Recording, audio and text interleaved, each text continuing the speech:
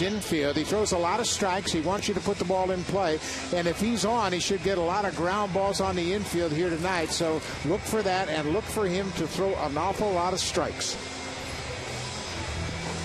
Well, Bergeson made 2 starts for AAA Norfolk, 1-1.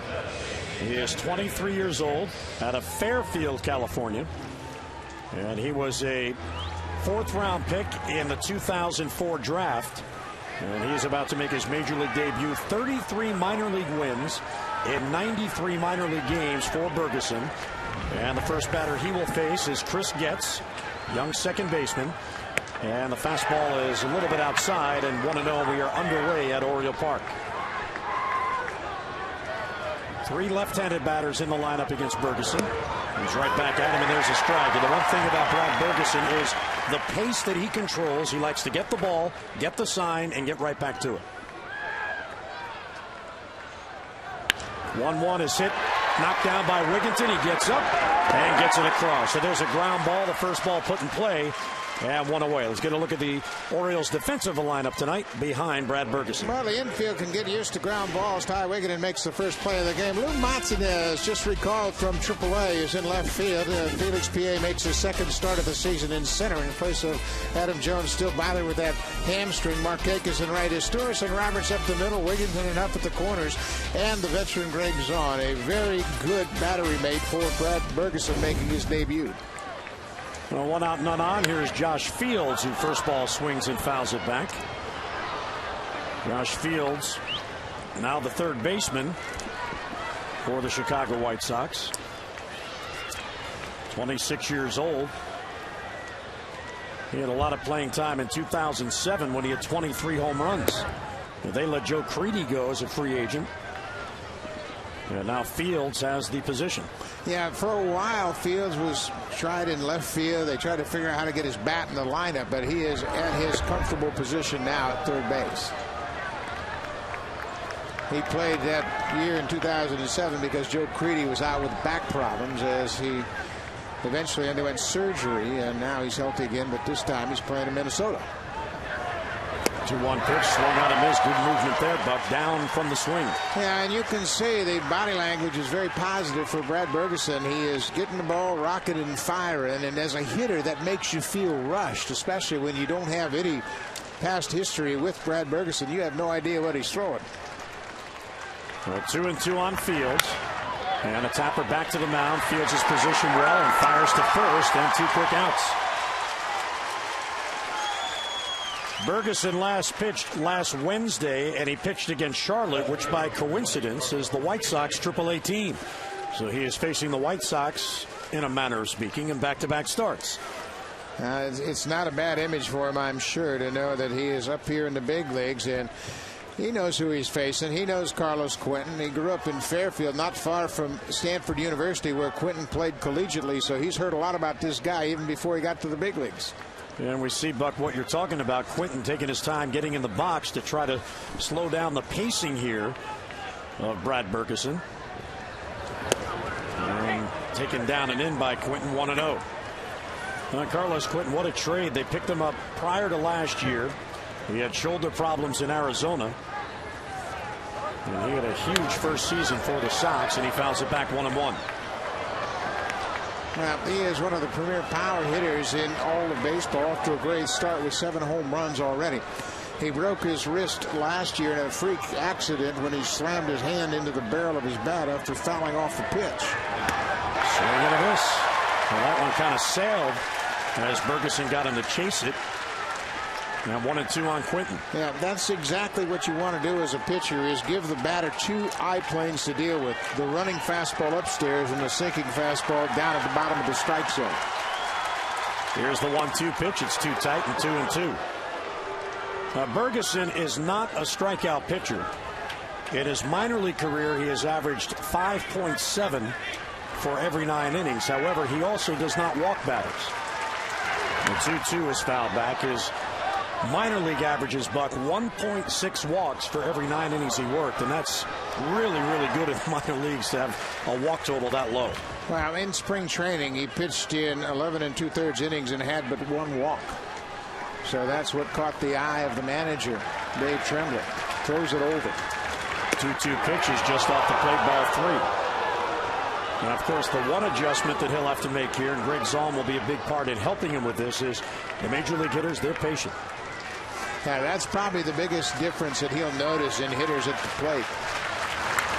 High pop-up foul. That'll be back in the stands. In the minor leagues, you'll get a lot of hitters chase balls out of the strike zone. In the major leagues, they're experienced enough to know that you have to hit strikes to be successful, and they're going to make you throw strikes. Once you show them that you can throw strikes, then they'll begin to expand their zone, but you've got to prove it to them first. Well, the count full on Quinton, and the 3-2 foul back. So Quinton a very good at bat. Bergeson can't put him away, but Quinton can't put it in play. Now, one thing we have seen in this inning from Brad Bergeson is the velocity on his fastball is all over the map. 89 to 94 already, and that's really difficult for hitters to gauge and catch up to. Back and forth on the velocity. Another 3-2 pitch is foul back. The scouting report on the Orioles draft of 2004 by Baseball America, which follows the amateur draft and then minor league baseball very extensively, said that Brad Bergeson, of all the Orioles pitchers in that draft in 2004, had the best fastball and had the competitive makeup to make it. Well, that was a 2004 scouting report, and here he is. 3-2 is fouled back again. Well, quite a battle with one of the premier hitters in baseball, Carlos Quinton. And he's tried upstairs, he's tried downstairs, he's tried the four-seamer and the two-seamer. But he just as soon finished the inning getting Quinton out as faced that left-hander standing on deck named Jim Thome. This will be the 11th pitch in this at-bat. And he fouls it back again. So Carlos Quinton really making Brad Bergeson work.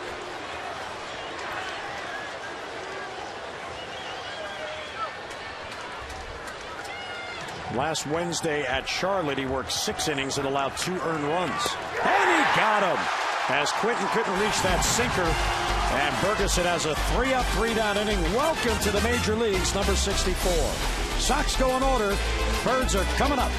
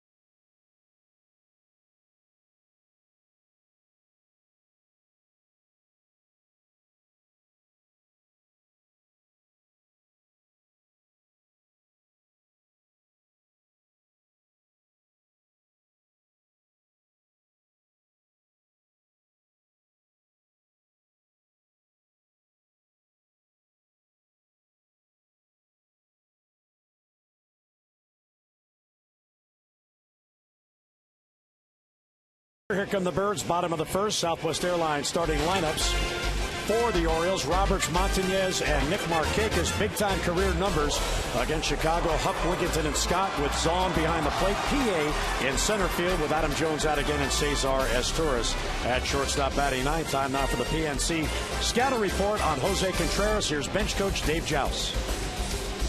We will face this hard-throwing right-hander that drops down to the side, throws a very good split and a lot of sliders. We have to bring him up on the plate and on the zone. As much as he's gone to his split in the past, he hasn't gone to it as much this year. So hopefully we'll make him go to it. That means we've fought off his fastball, his sinking fastball, his slider, and we've made him go to his third or fourth pitch this year. Jose Contreras, if you look at him standing on the mound, you'll notice he's about 30 pounds lighter than he was last year. This is his third start of the season. ERA almost 7, but he is just getting the feel again of pitching. Ryan Roberts sweeps at the second base right there as Chris gets on 2 pitches. 1 retired here in the bottom of the first inning. Let's get a look at the White Sox defense. In the outfield, Carlos Quentin, Brian Anderson, and Jermaine Dye. Anderson making his 7th start in center field.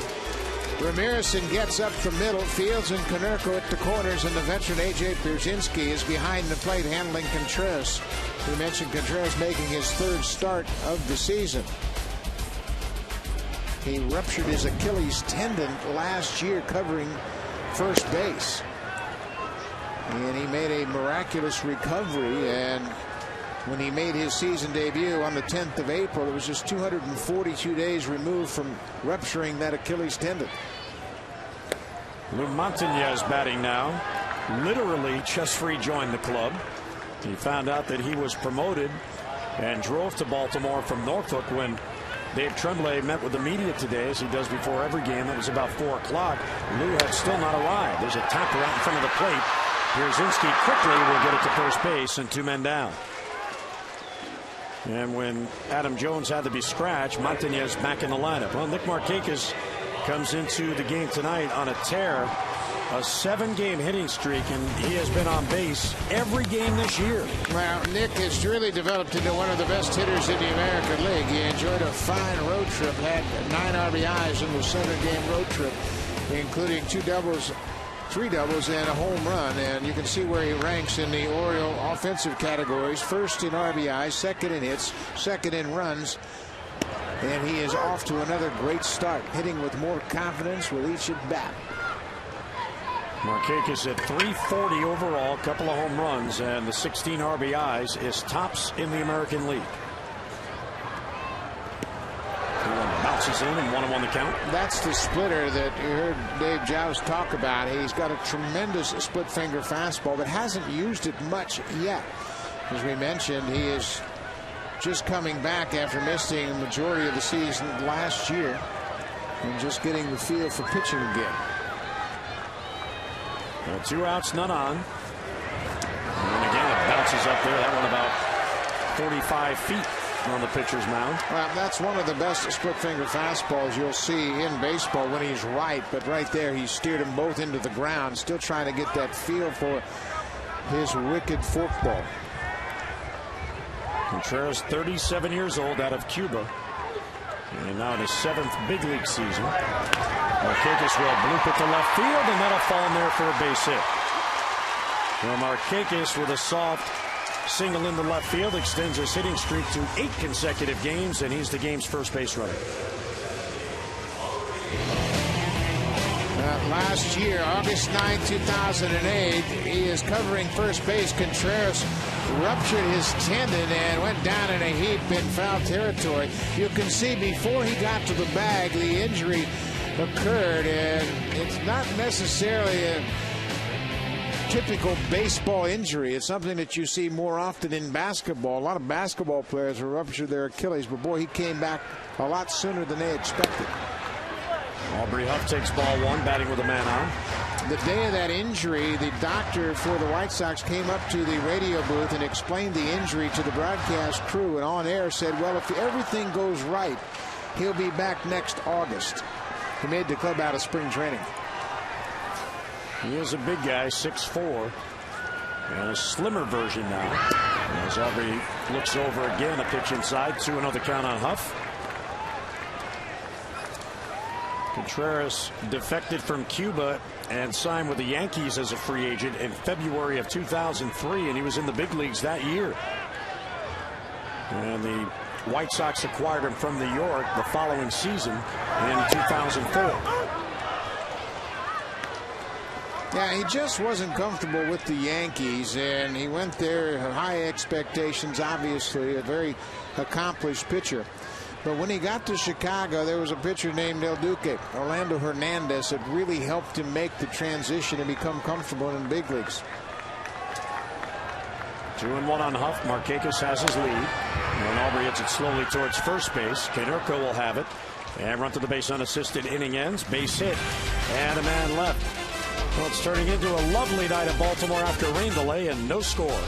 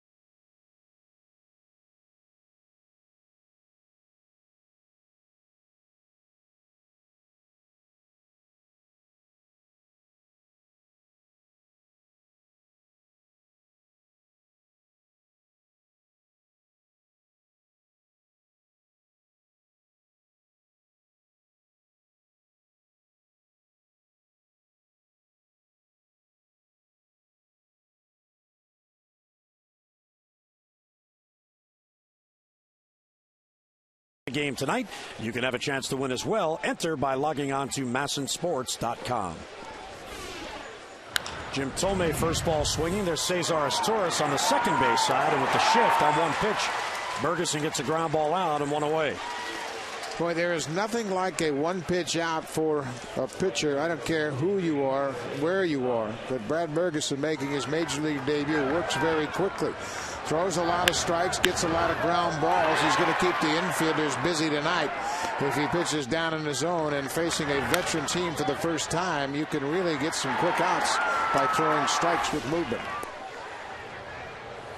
Jermaine Dye takes low 1-0. Now, we hear all the time about players when they're in the field defensively saying, you know, the pace, you just got to pick it up. I'm going to be ready. Do they really have that conscious thought that, hey, this guy's on his game, I got to stay sharp? No question about it. Watch how quickly he gets the sign and fires the next pitch. You better pay attention on the infield. But how many times do you see pitchers towing the rubber, grabbing the rosin bag, taking so much time, the infielders lose interest? And there's a 4-pitch walk to Jermaine Dye. And the first base runner against Brad Bergeson is a 1-out walk. Well, Paul Konerko and Jermaine Dye not only each have hit their 300th home runs, Buck, they did it in the same game. April 13th in Detroit. Konerko going right behind Jermaine Dye, both hitting their 300th career home run in the same ball game. Dye has added a couple since then. Konerko won. And Jermaine Dye also picked up his 1,000th RBI down in St. Petersburg against the Rays. And Konerko takes a strike, so here's where you have a sinker baller. Man on, get a ground ball, you turn two, and the inning's over. Yeah, and that's why ground balls are so much more efficient than strikeouts. It takes at least 3 pitches to get a strikeout, just 1 for a ground ball out. This is the 6th batter of the game, and the White Sox have yet to hit the ball out of the infield. Well, 1 pitch misses inside. I asked Greg Zahn the approach that he was going to take tonight, breaking in a major league pitcher for the first time, and he said actually in his career he has had this assignment very often because he's been a backup for a good part of his career, and the backup considered the defensive guy, the guy that can call a game, and it seemed every time somebody got called up he would be put in the lineup.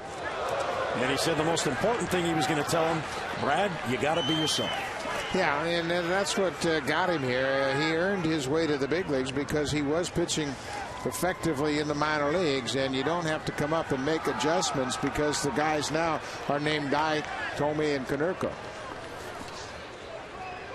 Konerko is 10 for his last 23 with a couple of home runs, and he swings through it, and it's 2-2. I had a chance to talk with Mike Griffin today, the AAA pitching coach at Norfolk, and it was Griffin who had the nice gesture to be able to tell Bergeson, hey, by the way, you're going to the major leagues, along with the manager, Gary Allenson. And Mike Griffin said that he really did keep his emotions in check, even though he wanted to jump out of his skin. He was so excited, but that's how he is. His poise is always the same, and his demeanor is always the same.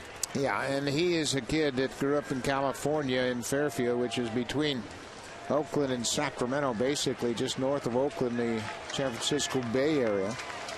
Came out of high school. He was targeted to go to the University of San Diego, but the Orioles drafted and made him a fourth-round pick, and he chose professional baseball. 2-2 is bounced towards third. Wigginton backs up, gets the hop, second one. Roberts back to first. There's a double play. 5-4-3 around the horn, and that erases the one-out walk. So already 4 ground ball outs, and Chicago doesn't score. Coming up for the Birds, Wigginton, Scott, and Zahn in a scoreless game.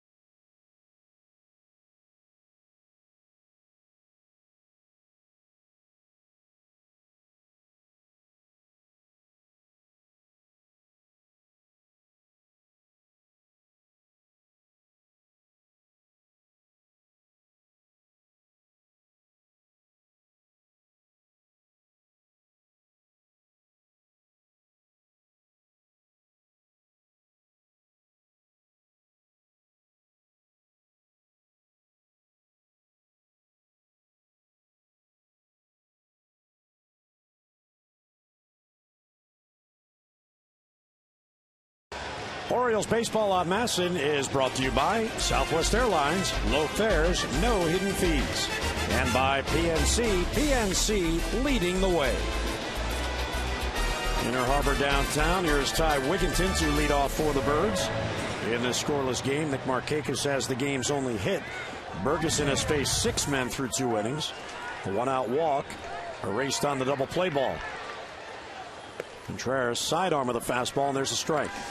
Yeah, Contreras will do that to the right-handed hitters. He will throw all of his pitches from that sidearm angle, and he'll really try to confuse the right-handed hitters and give them that crossfire delivery. Right off the end of the bat with the slider. Now, this is a challenge for Ty Wigginton. You got to try to change your focus a bit, look around his right hip, and try to pick up his release point and find that ball out of his hand. Wigginton still looking for his first extra base hit of the year, and he's down on strikes. So a 3-pitch strikeout and 1 away in the Orioles' second inning.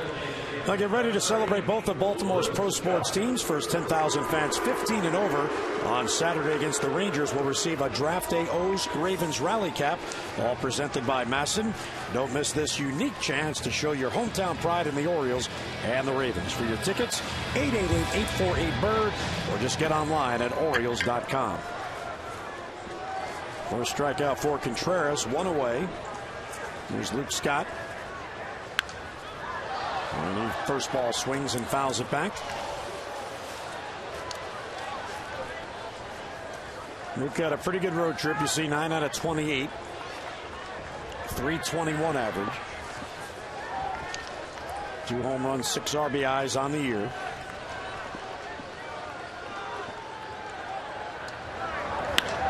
And there's a line drive to left center field, and that's going to fall down for a base hit. Carlos Quinton plays it on a big hop, so off the end of the bat. And Luke Scott is on with a 1-out single. Luke wants to really get his stroke together. He doesn't quite think he's there yet, but he's able to get some base hits just like he does here against Contreras. That's just his second hit in 6 trips against the White Sox right-hander. But he's just like the rest of these Oriole hitters. He's a guy that really works at his trade, and I think he's going to be much better his second year in the American League with all the information he's gathered over his first full season. Greg Zaun bats with 1 on and 1 down. One of 3 switch hitters in the lineup for the Orioles tonight. Zaun slices it foul. Now, Zaun is really trying to find his stroke. He is hitting some tough luck, but he still is looking to get that average moving north. He's at 118, and he's coming off a road trip in which he went just 1 for 20. And he certainly is a better hitter than that.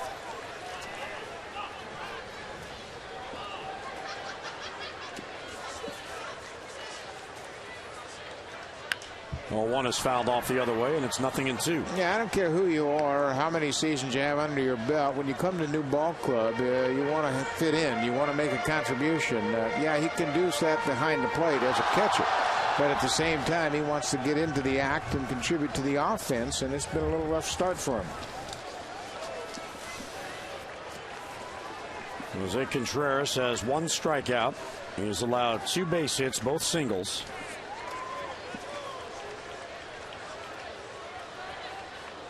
And the 0-2 is a splitter that floats outside. Zaun laid off 1-2. Now you see him, Contreras, offering his pitches from a much higher release point to left-handers, and the reason you don't throw sidearm to a left-handed hitter is it gives him the opportunity to track the ball from that wide open release point, and you can pick up the ball much earlier from the side if you're a left-handed hitter. So you stay over the top and try to create as much of a downward angle as possible.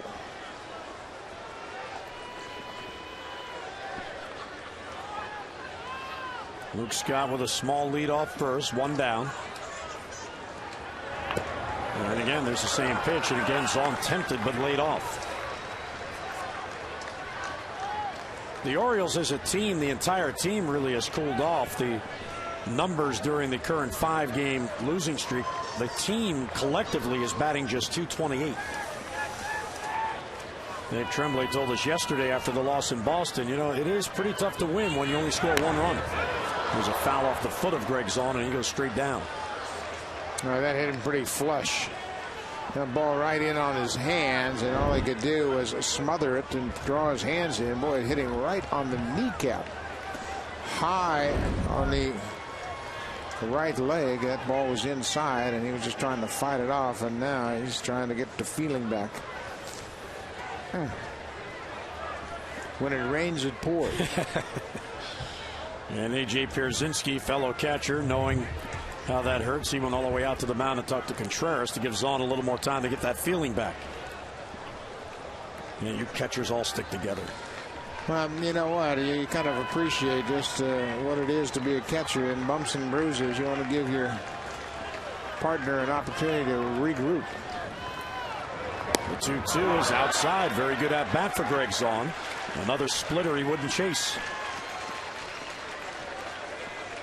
We'll see if Luke Scott goes in motion. One thing the White Sox have had just a horrendous time on the year is catching potential base stealers. And Contreras is a real challenge for catchers because he is so deliberate to the plate. Scott does not go, and the 3-2 high fly ball right field. Back on it, Jermaine Dye has a play, and just in front of the warning track, he has it for the out and 2 men down. If Zaun gets that same pitch before he gets 2 strikes, chances are he hits it out of the ballpark. He had a good cut at it, but with 2 strikes, just trying to protect the strike zone, and never really got that full extension. Felix P.A. will bat now with Scott at first and 2 down. P.A. the batting average down to 147. He has 5 hits on the year, one of those a home run.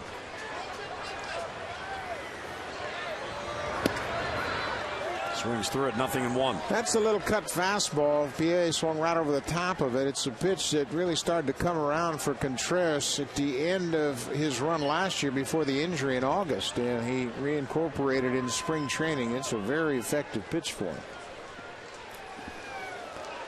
Doesn't have as much movement as a full-blown slider, but he has much better command and can throw it right in on the inside corner and just move it about 4 to 6 inches. Scott was leaning, just did get back.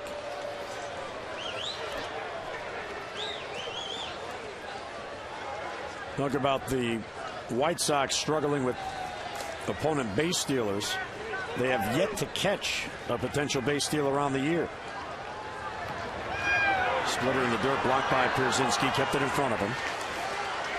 You know, and I asked about that before the ball game. I went down and talked to Joey Cora specifically about it. Cora's the bench coach, and I said, how's AJ doing throwing? You guys have had a tough time. Because you know what? The steals we've given up have not been important steals.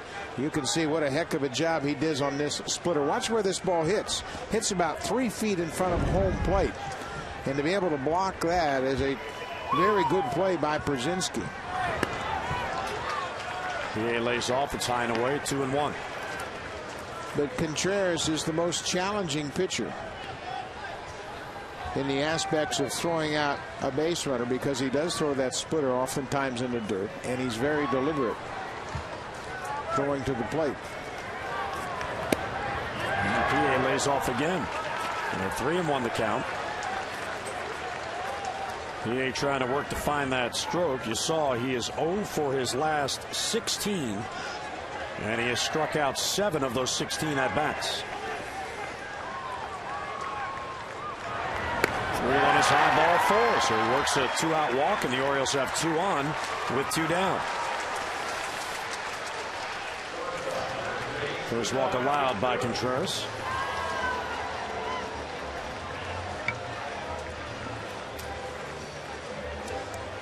Contreras also worked last Wednesday. That was on the road at Detroit, and he took the loss. He has a loss in each of his first 2 starts. Cesar Esteuras will bat with 2 on. Scott at second, PA at first, and 2 men down. Held off 0-1. Now Cesar Esteuras swinging at the first pitch after PA walked. You can see he too is anxious to get something going offensively, hitting just 171 so far. But the thing you have to remember, and it's something that's hard to do at times, is this is the 14th game of the season. You got to give guys a chance to get into the flow of things. That swept the first base. Konerko's there, plays the hop, and the inning ends. So a base hit, a walk, and 2 men left. Tuesday Night Baseball in Baltimore, no score.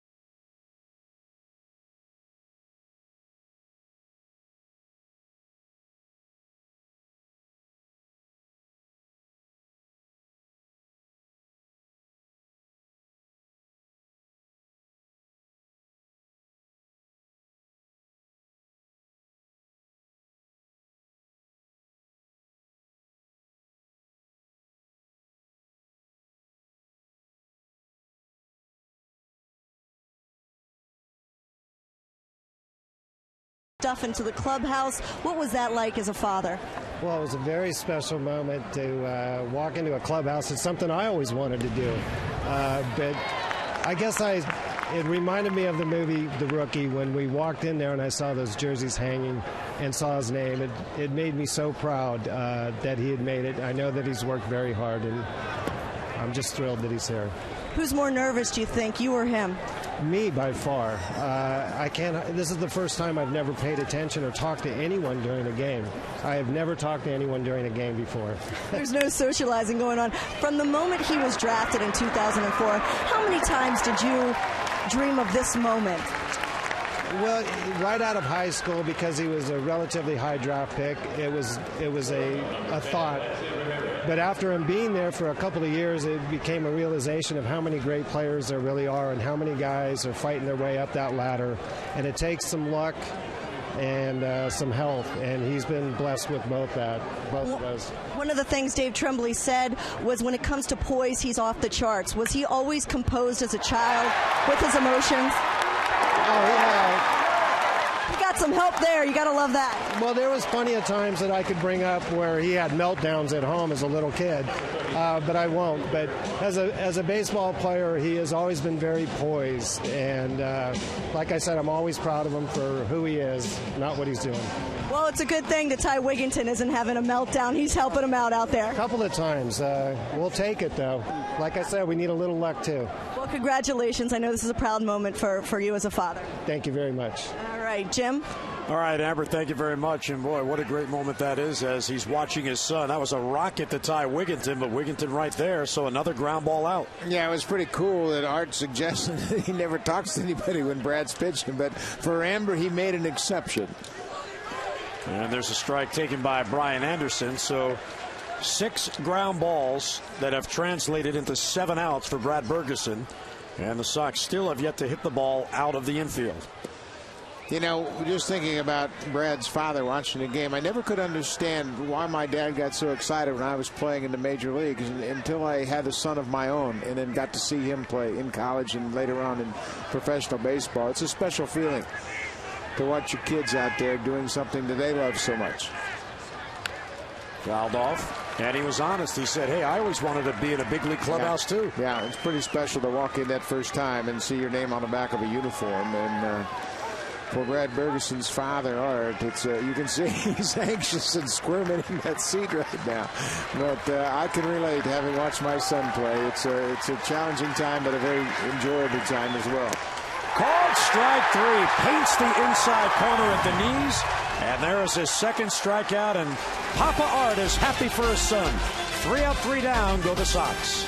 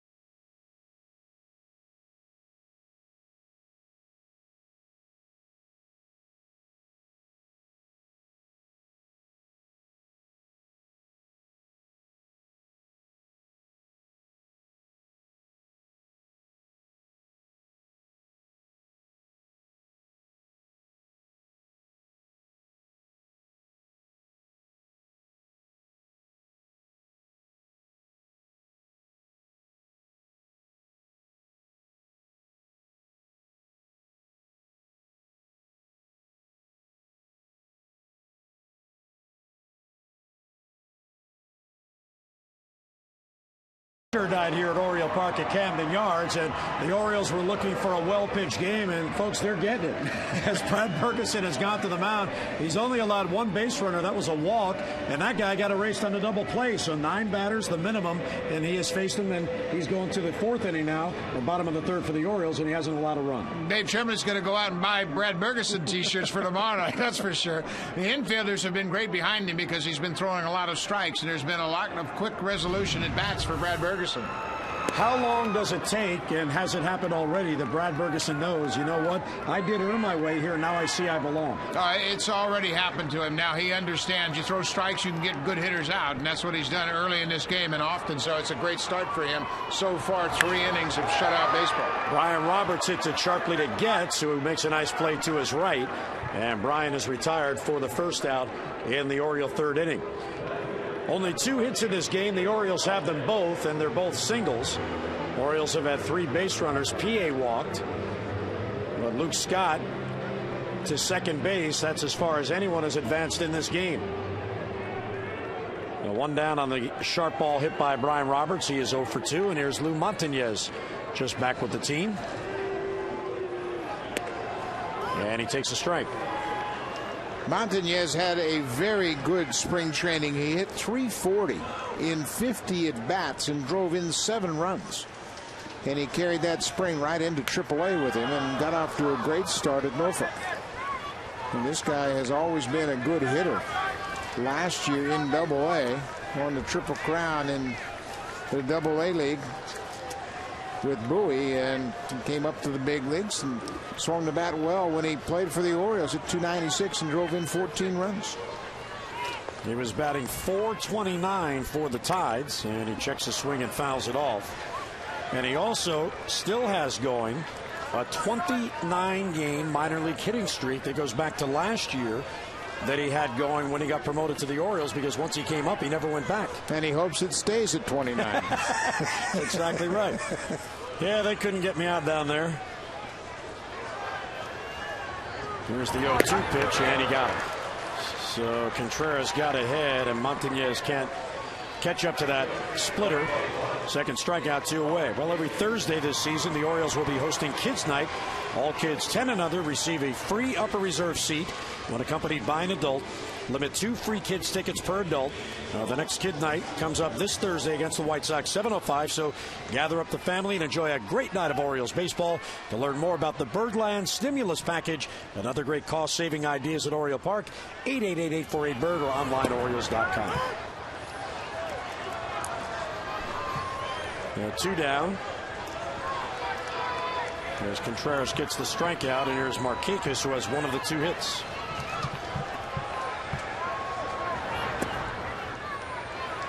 Well, there's another splitter that missed down and away. Nick Markakis continues his hot hitting with a bat in his first appearance against Contreras tonight, hitting .353. And there's another base hit for Nick Markakis. He's 2 out of 2, his 6th multi-hit game. And the Birds have a 2-out base runner. Nick now has hits, Buck, in 12 of the 14 games the Orioles have played this year, including tonight. Well, that's what your number 3 hitter should do. And he has evolved into one of the better number 3 hitters in baseball. Great combination of patience at the plate, good strike zone awareness. He's got power, he hits for average, and he will continue to blossom as a hitter, but he is as good a young hitter as there is in baseball. Aubrey Huff with a chance with a man on. And there's a splitter blocked by Pierzynski. The White Sox do not as overly dramatically shift on Aubrey Huff as we have seen other teams. No, they sure don't. They have 2 defenders on the left side of the infield. Getz, the second baseman, is toward the pool hole at second base, right on the edge of the grass, but it is not as dramatic as we have seen in the past. Ozzie Guillen doesn't believe in giving up that much defense. 1-0 and save pitch, and the same result as Pierzynski has to go down and block it. I tell you what, AJ's done a heck of a job tonight keeping that splitter in front of him. Time and time again, Contreras has bounced it well in front of home plate, and each time he plays it right off his glove or his chest protector to keep the base runners at bay. A good hitters count for Aubrey Huff, 2-0. Deep to right field, down the line. Will it stay fair? That is a home run! It stayed fair right down the line. And the Orioles grab a 2-0 lead.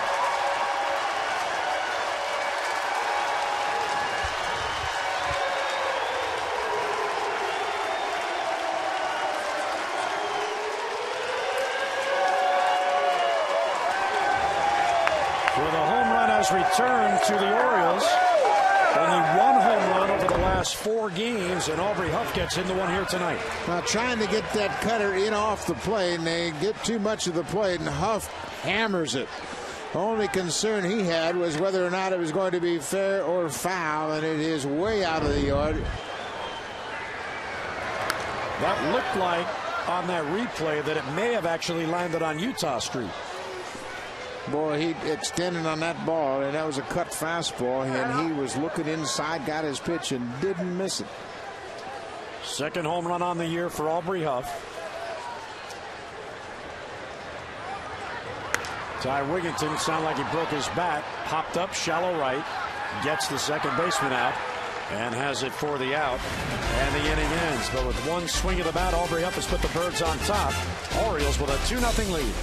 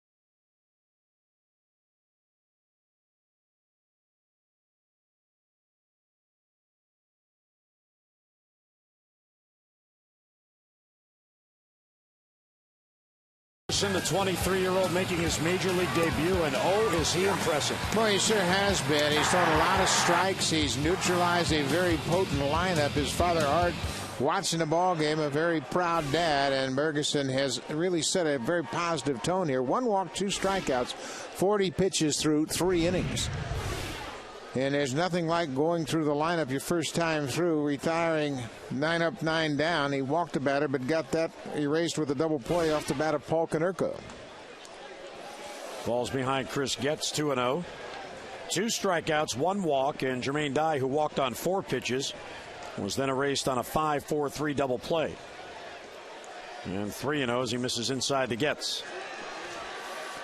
Chris Getz, 25 years old. He was a 4th-round pick in 2005, which was the year after Bergeson was drafted by the Orioles. Bergeson becomes the second prospect from that 2004 draft to reach the major leagues. And there's a leadoff walk to Chris Getz, second walk allowed by Bergeson. Jeff Fiorentino was a 3rd-round pick in 2004. And he was called up to the big leagues on May 12th of 2005 when he was playing at Frederick. Orioles needed some outfield help then, and he was called up. And he has played only 34 games total in the major leagues. And Fiorentino, who left the Orioles organization, went to Oakland, is now back. Today just got promoted from Bowie to AAA Norfolk to replace New Montañez for the Tides. So Bergeson, who was drafted 1 round after Fiorentino, as the bunt attempt goes foul off the bat of Fields. But Bergeson becomes the second from that 2004 draft to reach the major leagues.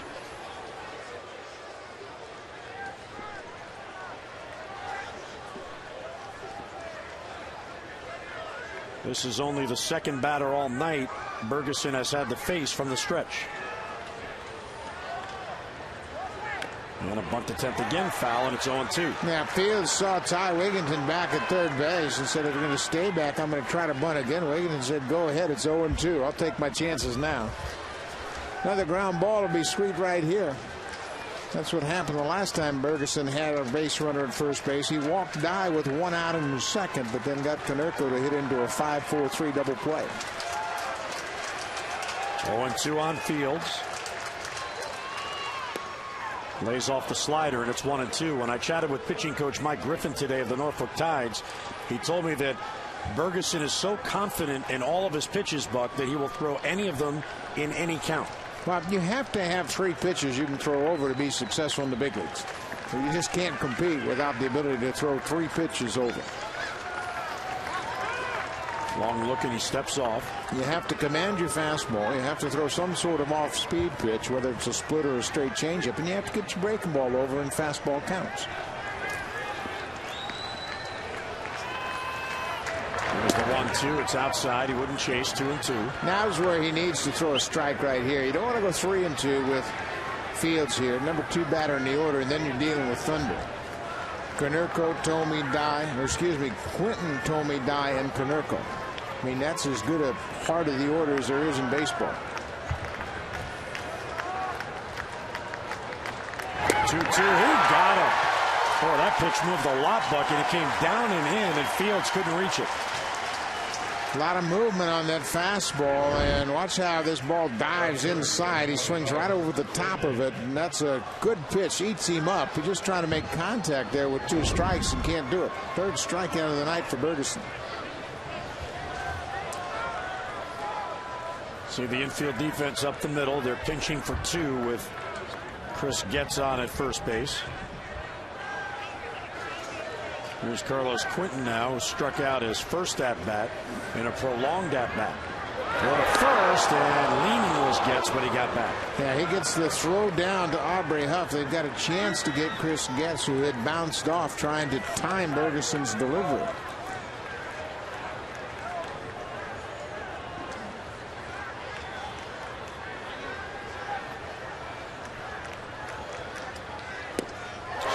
By Quinton, 0-1. And very good slide step sinker ball right there, and that slide step is very effective at neutralizing the running game, because the base runner gets at first base, doesn't have much time to gauge the delivery and break towards second.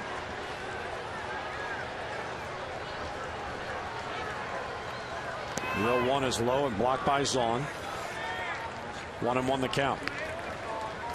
When I asked Mike Griffin what it was like for him as a pitching coach to tell a young man he was going to the big leagues for the first time, he said it was very, very special because he's the first pitcher since he's been in the Orioles organization that he's had that opportunity to tell him he was promoted. And he said the one thing that fans need to know is how hard the minor league pitchers do in fact work.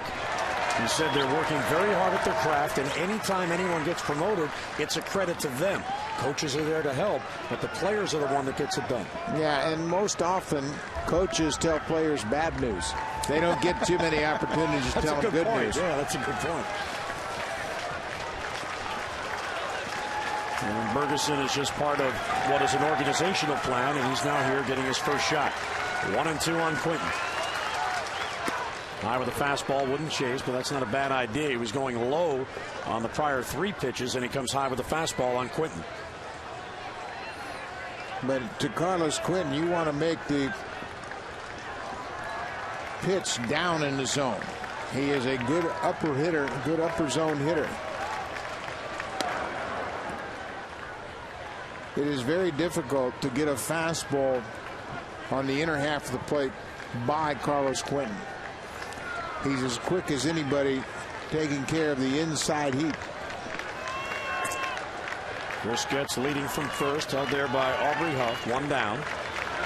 Ground ball to third, could be 2. Oh, bobble by Ty Wigginton in the shallow left field, and Getz is going to alertly hustle to third.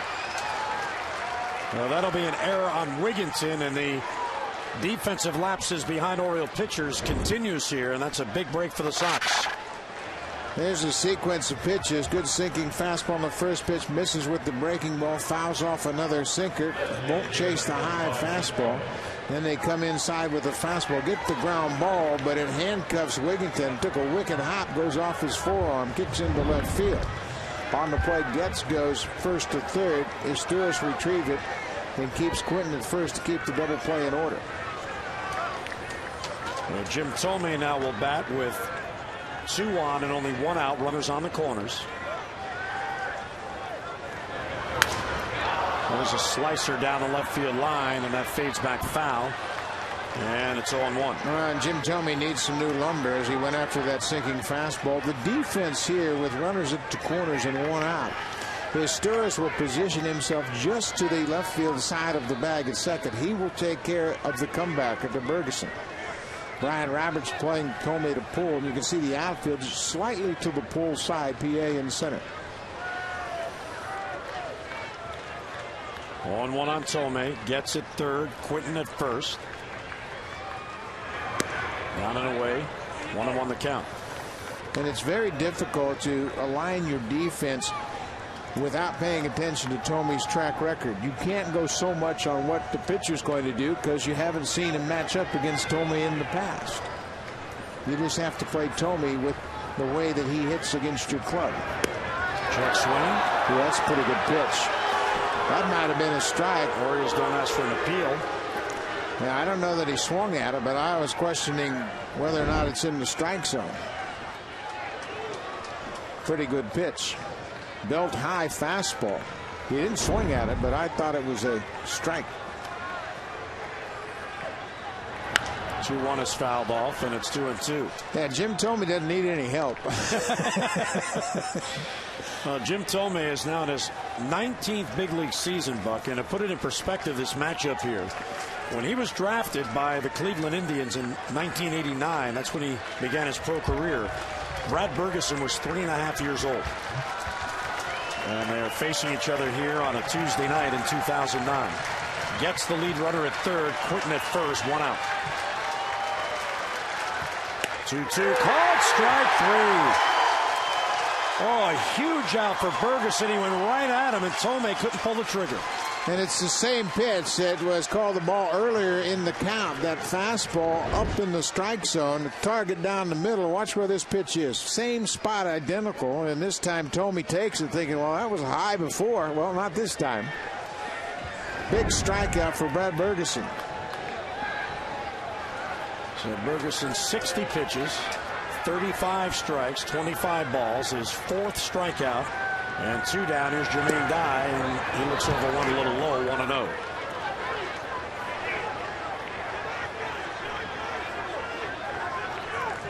The Orioles with that error by Wigginton. It was a hard smash, but that's a ball you want to handle. The Orioles have now committed 7 errors over the past 7 games. Over their first 7 games, the Orioles committed just 2 errors. But now 7 over the last 7 games. Yeah, and Dave Tremblay was asked about that. And he said, hey, you know, we're having a little bit of a roller coaster ride. And he said, I like the fact that our challenges have come early and we're going to be able to address them and continue. It's just the 14th game of the season. 1-1 on Jermaine Dye, who walked his first at-bat. Bergeson in his first jam. And it's inside, taken low, 2-1. I don't think the teams that Bergeson faced in the minor leagues this season included Quinton, Thome, Dye, and Konerko. You talk about getting through the heart of the order. You've got a challenge against Ozzie Guillen's White Sox. So they don't have guys like that stash in Charlotte? No. Ground ball towards the middle is a base hit for Jermaine Dye, and Chicago gets on the board with an unearned run. So the White Sox are able to take advantage of the error. Getz, who walked to lead off the inning, scores, and it's a 2-1 game. I don't care where you are, Double-A, Triple-A, the big leagues, leadoff walks will kill you. And this is a guy that's a strike thrower, and he will certainly kick himself for walking Getz to start the inning, and he comes around to score, aided by the air at third base, but still that walk is very costly. And now he faces yet another dangerous hitter, Paul Konerko.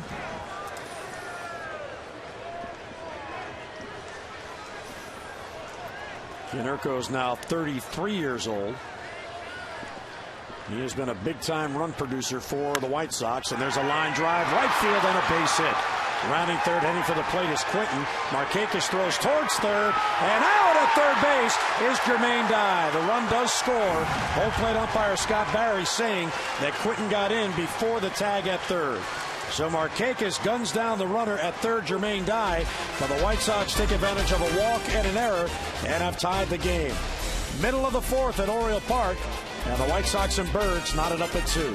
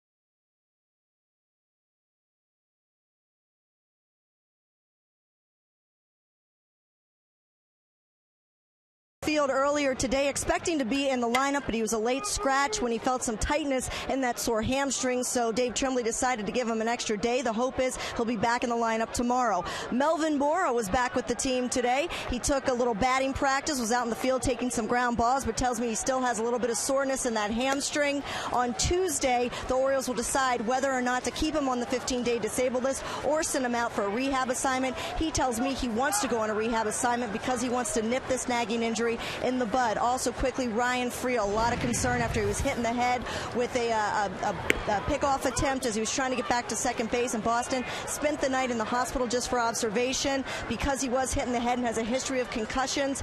Doctors are still observing him, but he has been placed on the 15-day disabled list. He says he never lost consciousness. He would like to rejoin the team, but for now, Lou Montañez takes his roster spot. Jim? All right, Amber, thank you very much. So a lot of medical news. And Adam Jones, the late scratch, he was hoping to be in there tonight, but instead, PA moved to center field and Montañez to left. 2-1 on Luke Scott, leading off for the Birds in the fourth, and now tie game.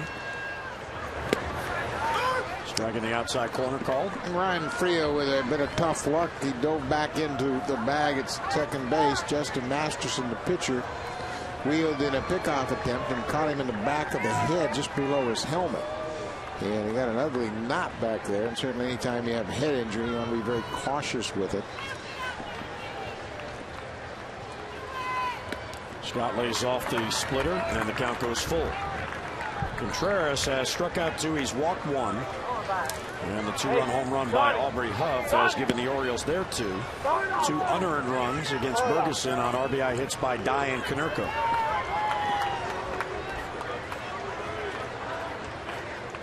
And it's high ball 4, and there's a leadoff walk. And a second walk allowed. See if the Orioles can take advantage of a leadoff walk. The Yankees will visit Oriole Park coming up May 8th through the 10th. Well, that's the only weekend series this year that the Orioles and Yankees will get together at Camden Yards. So get your tickets now and paint the ballpark orange as the Birds battle their longtime rivals from the AL East. Tickets start as low as $15. To get your tickets, 888-848-BIRD or onlineorioles.com. Here's Greg Zong, who had a very good at-bat his last at-bat before he skied out to right field. Ground ball towards the hole. Diving stop by the second baseman Getz. And he fires to first to get Zahn, one away. Scott ends up at second base, and when you're scuffling at the plate, that's what happens. Yeah, it looked like he had a bid for a base hit. Getz makes a good play ranging to his left, and this young man has won the job at second base, and he's become the everyday second baseman for Ozzie Guillen. That had a chance to sneak through the infield and go first and third with nobody out. Scott has to stop at second base, and Zahn is retired. Zahn is out on the nice defensive play. Scott now in scoring position. One down for PA. Mounts towards first base. Easy play for Konerko. He'll go to the base, and moving up to third is Scott, but now with two down.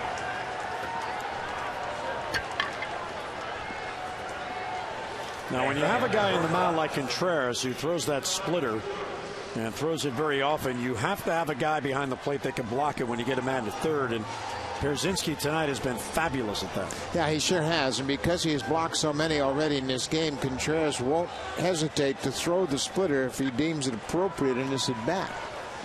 When you have thrown it with conviction, you've bounced many of them in front of home plate. You're confident AJ can continue that. Cesar Astures, liner right to first, softly hit.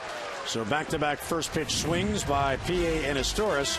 And the Orioles go down in the fourth. Leadoff walk and a man left. We're heading to the fifth at Camden Yards at a 2-2 game.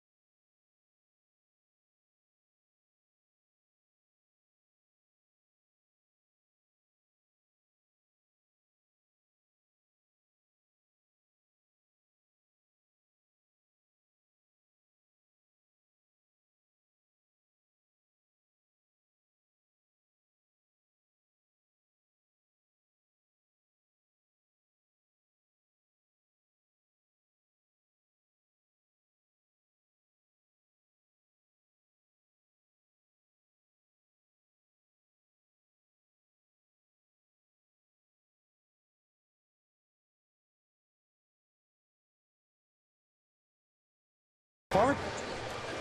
We head to the fifth inning. Each team getting a two-run inning. Orioles scored first, and Chicago tied it with two unearned runs in the fourth. AJ Pierzynski leads off, lower third of the Chicago lineup against Bergeson, who misses outside 1-0. There has not been one ball hit in the air yet off of Bergeson. Konerko's base hit to right field was a line drive, but Dye's base hit up the middle was a ground ball.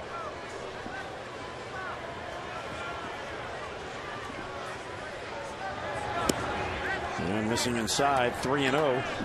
And Bergeson has walked two. The leadoff walk in the fourth eventually hurt him as Getz came around the score. Here's a strike. Well, the second time through the order was when they really had a better idea about Brad Bergeson. The leadoff walk proved costly as Chris Getz started the inning and came around to score the first White Sox run. But I love the tempo. Quick, no messing around. Sets that changeup grip in his glove before he gets ready to go. Toes the rubber, looks in for a sign, and anxious to get the next pitch on its way. 3-2 is bounced towards the hole, and there's a base hit, so he got the ground ball, but it finds the hole between Huff and Roberts for a leadoff single. Orioles baseball on Masson, brought to you by Southwest Airlines. Low fares, no hidden fees. and by Acura Advance. It's a bit cooler after the thunderstorm went through downtown, but pretty nice night in Baltimore. Alexei Ramirez bats now. Wigginton again comes in tight at third. Do you think Brad Bergerson knows it's cooler? No, not at all. It's a beautiful night for him.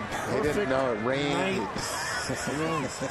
The weather's gorgeous. I'm on a big league mound. I have my sweatshirt on.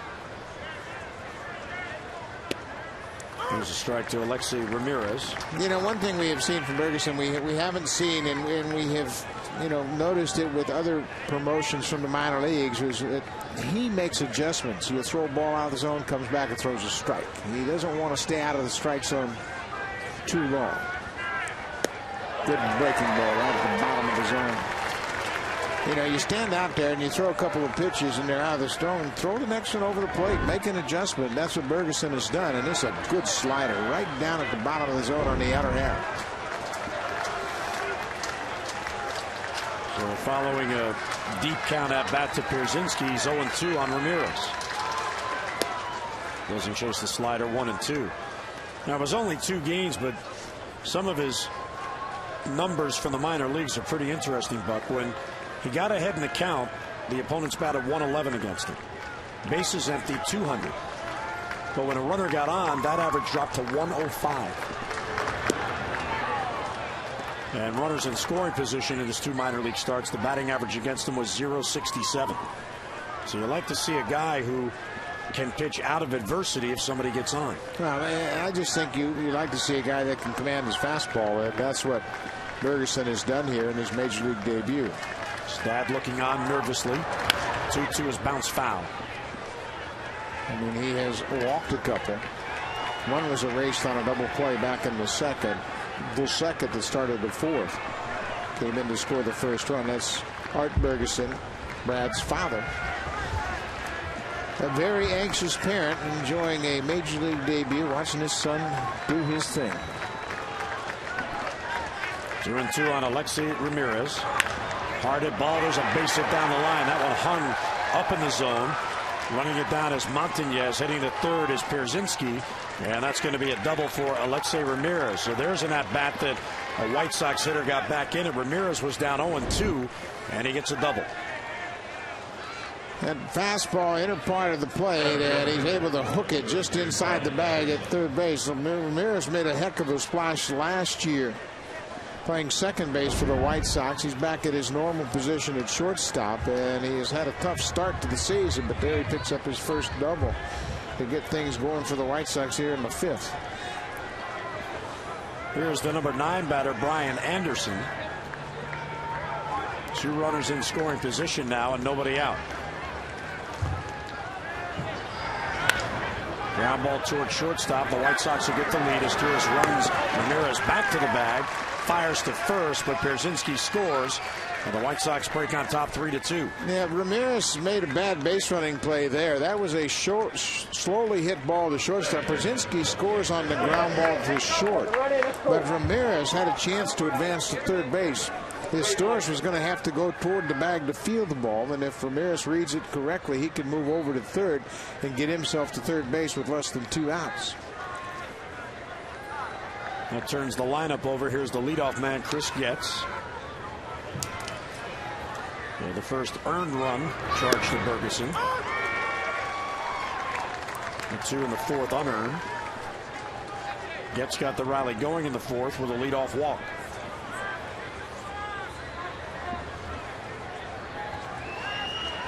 Chris Getz played in college at both Wake Forest and the University of Michigan before he was drafted. Here's a fastball for a strike right at the belt, and it's 0-2.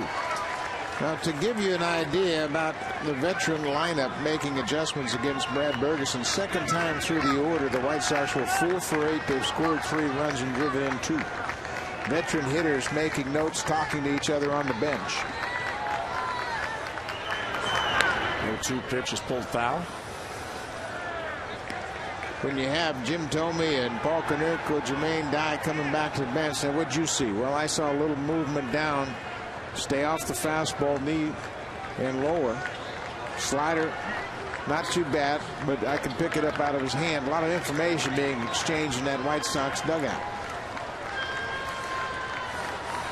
The White Sox had their spring training in Arizona, so these teams didn't see each other the entire spring. 0-2 on Chris Getz, and Ferguson turns and looks Alexei Ramirez back to the base.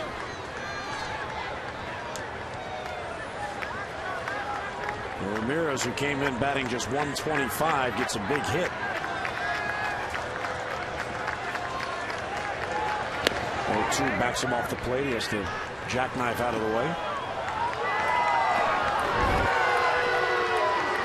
And they're saying that's a hit by pitch. Yeah, Scott Berry, the home plate umpire, made the call. Evidently, we didn't see the indication initially. Ferguson throw that ball inside. Take a look at the replay here. It's like a slider. Just touched him on the back knee. Such a glancing blow that John was able to catch it, and that's why nobody picked up on it. Getz takes his base, first and second, with only one down. Josh Fields batting. High fly ball to right. Markakis back on it, has a play. He has it for the out. Now Ramirez tags and goes to third. But there's why the base running mistake hurt the White Sox. Yeah, I just believe he had a chance to advance on that ground out by Brian Anderson, hit to shortstop. It was a slow chopper to Isturiz, who made the play toward second base. One thing about Ozzie Guillen, if mistakes are made, he doesn't sugarcoat it. He talks about it. And one of the players he's been talking about recently is Alexei Ramirez. Yeah, and he knows Ramirez is a better player, and the fact that he can handle it, and he just says, hey, you got to get something going here. We moved you over to shortstop and make you more comfortable there, and we expect you to hit now. Carlos Quinton takes a strike.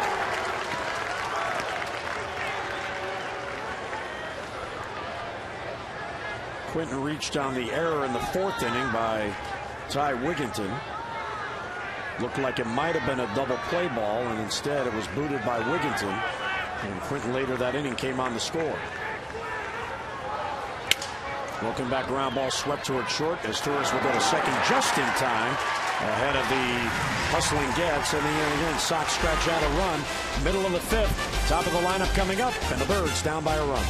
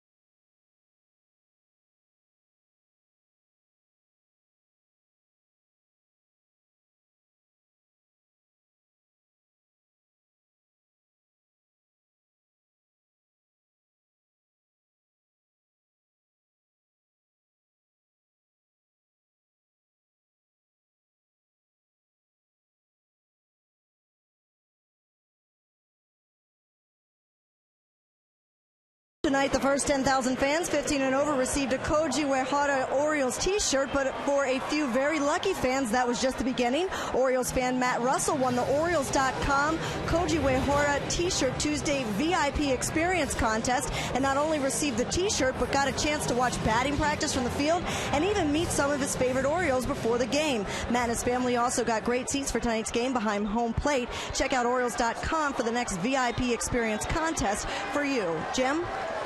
All right, Amber, thank you very much. And Good job there by Matt. You pay attention, you enter the contest, you might end up with those seats. A lot of opportunities to come out the ballpark and enjoy a special experience if you just check online and see what's up. Ryan Roberts takes high, and it's 2-0. Ryan has twice grounded out to second base. Once a slow ground ball, and the other was a hard smash. And it's high ball 3, so Ryan trying to get something going. He has an unusual streak going, but for Brian Roberts, because he's such a good contact hitter. He has struck out as he takes a 4-pitch walk. Brian has struck out in 9 consecutive games, and it's very un-Brian Roberts-like. I just think it reflects the fact that he, too, is just settling into the season, hasn't really hit full stride yet, and he's just off his game a little bit, and the strikeouts have crept into his box scores. He'll sort that out. Leadoff walk here, chance to tie it up. We saw our leaderboard, all presented by Firestone, a tradition of innovation. Scrolling across the top with good tidbits of information on Major League Baseball and the all-important hit leaders. And we'll see what Lou Montañez is asked to do now. This is a very good hit-and-run opportunity if Dave Tremblay elects to. Montañez showed last year in his time here he can go to right field very well. And Contreras very conscious of Brian Roberts. 40 steals and 50 attempts a year ago, 3 for 5 so far this year. Trying to give his battery mate A.J. Pierzynski a chance to throw out Roberts.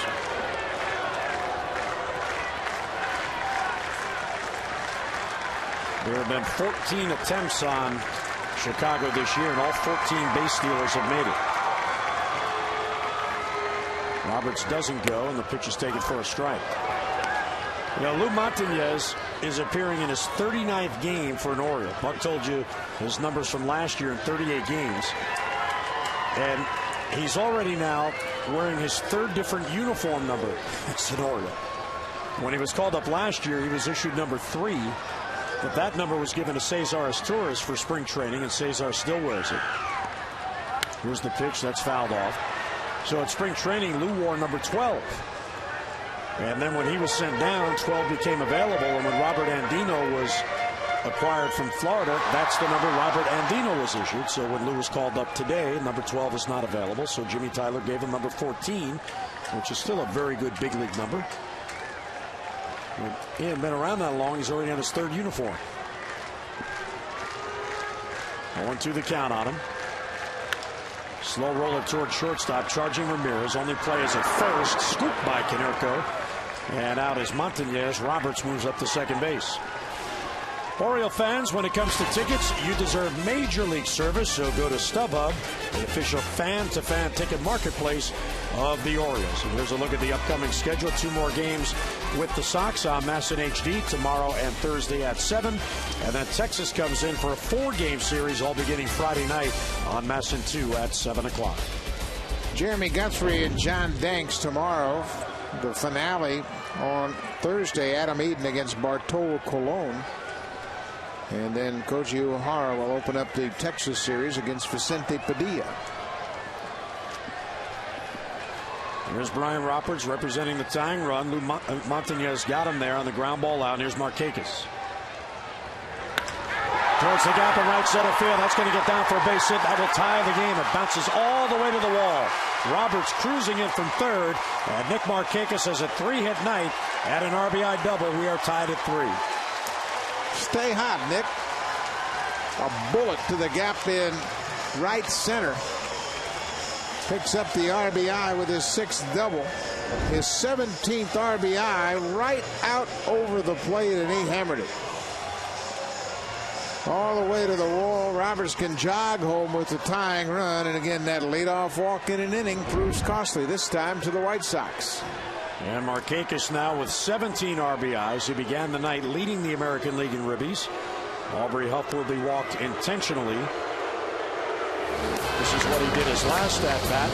hit it out onto Utah Street for the second time in his career, and the first time as an Oriole. Man, that's a big fly when you hit it onto Utah Street. Only 49 times as a hitter reached Utah Street, and he crushed that ball with 2 outs to get the Orioles out to a 2-0 lead back in the third. Markakis 3 for 3 on the night. He has 3 of the Orioles' 5 hits. And there's the intentional walk. And Ty Wigginton now comes up in a big spot.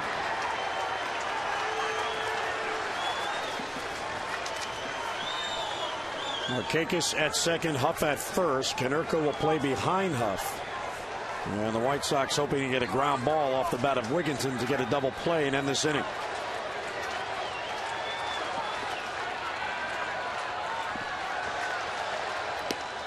Lays off the pitch that floated outside, 1-0. Yeah, tough thing for Wigginton here is to stay on the ball, because that sidearm delivery makes you kind of bail out a little bit. But if he can target the right center gap, Manoah's a pull hitter, but that'll help him stay on the ball.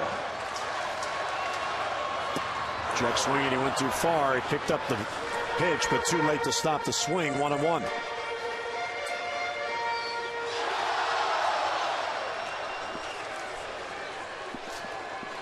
And Markakis at second base, Huff at first. Ball and a strike on Wigginton. And gave him the same pitch. There's a veteran out there. Showed me you couldn't handle that one. Here it is again. Yeah, and he threw it in the same spot, and it's another side-on breaking ball. And it's very difficult to hang in there when you're trying to pick up a release point from the side. Tried it again. That one was too low. 2-2 on Ty Wigginton. Just in the back of your mind as a hitter, you're always concerned about getting beat with that inside fastball from the sidearm delivery, and that causes you to open up that front side and become very vulnerable to that breaking ball down and away.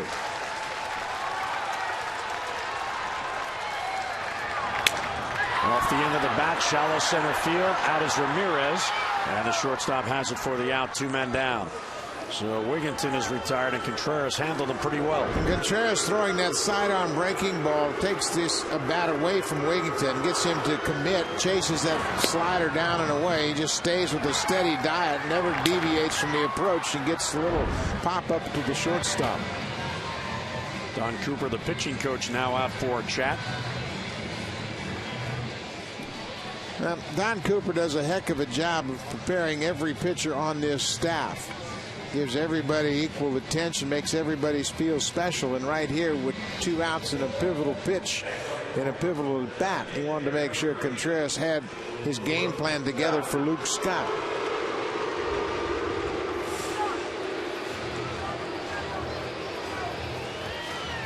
Contreras, you see him with the baseball in his glove. He always grips it in the splitter grip, and then if he's going to change the pitch, he adjusts it in the glove.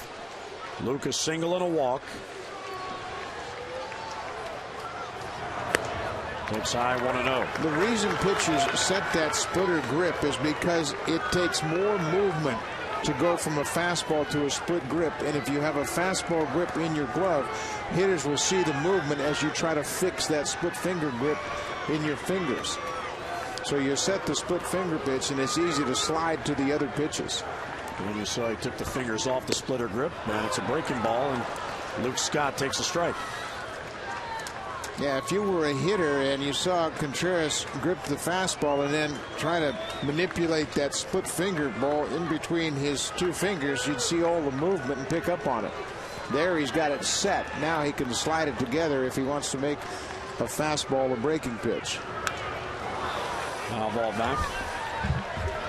That does not look very comfortable, by the way. He's tripping that ball. Yeah, I don't care how uncomfortable it is. It's made him a lot of money. You can get used to that discomfort.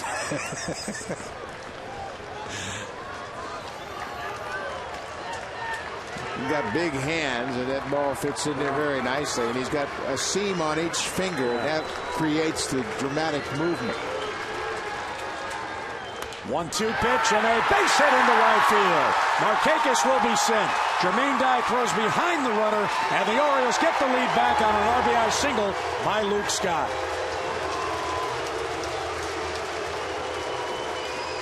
Good job by Luke Scott. He's been on base 3 times tonight.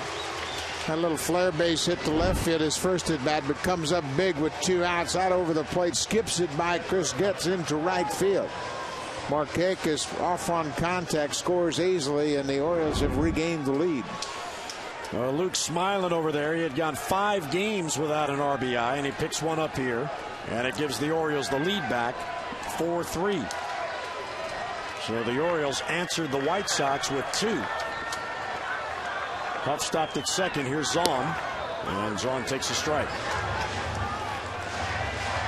Boy, here's a guy that needs a hit. He had a hit taken away from him on a good play by the second baseman, Chris Getz, back in the 4th inning. Hit a ball pretty well in his first at bat to right field. Hard hit ball, foul. You made the point, and it's so correct about, hey, it's only 14 games. And early on, some of the numbers are just very fascinating and interesting, the way hitters get off the starts. Like Ty Wigginton does not yet have an extra base hit. Greg Zahn only has 4 hits, but all 4 hits are doubles. So, yeah, there's just no rhyme or reason to guys getting out hot or really struggling. Ground ball towards third, fielded there by Josh Fields, and he goes to the base to get the hustling Aubrey up. But the Orioles get 2 on the board. We're in the middle of the 5th. The Orioles are back on top.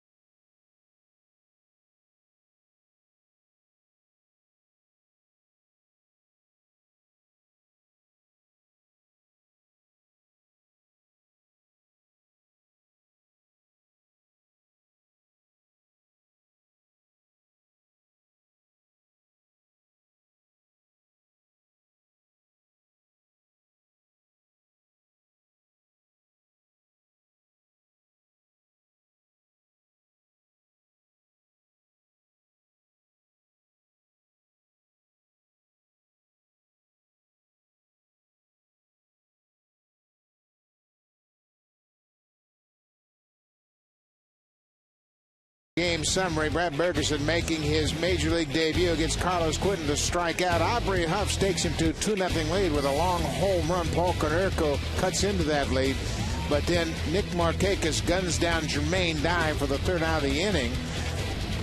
With a man at second base, Luke Scott comes through with the RBI base hit to give the Orioles a 4-3 lead and put Brad Bergeson back in the lead here. Here's a look at the Geico game summary. Bergeson, 5 innings, 3 runs allowed, 1 earned run, 4 strikeouts. Aubrey Huff with that long home run onto Utah Street. And how about Nick Markakis, red hot, 3 for 3 with his 17th RBI. Well, Jim Thome fouls it off to fall behind, no balls and 2 strikes.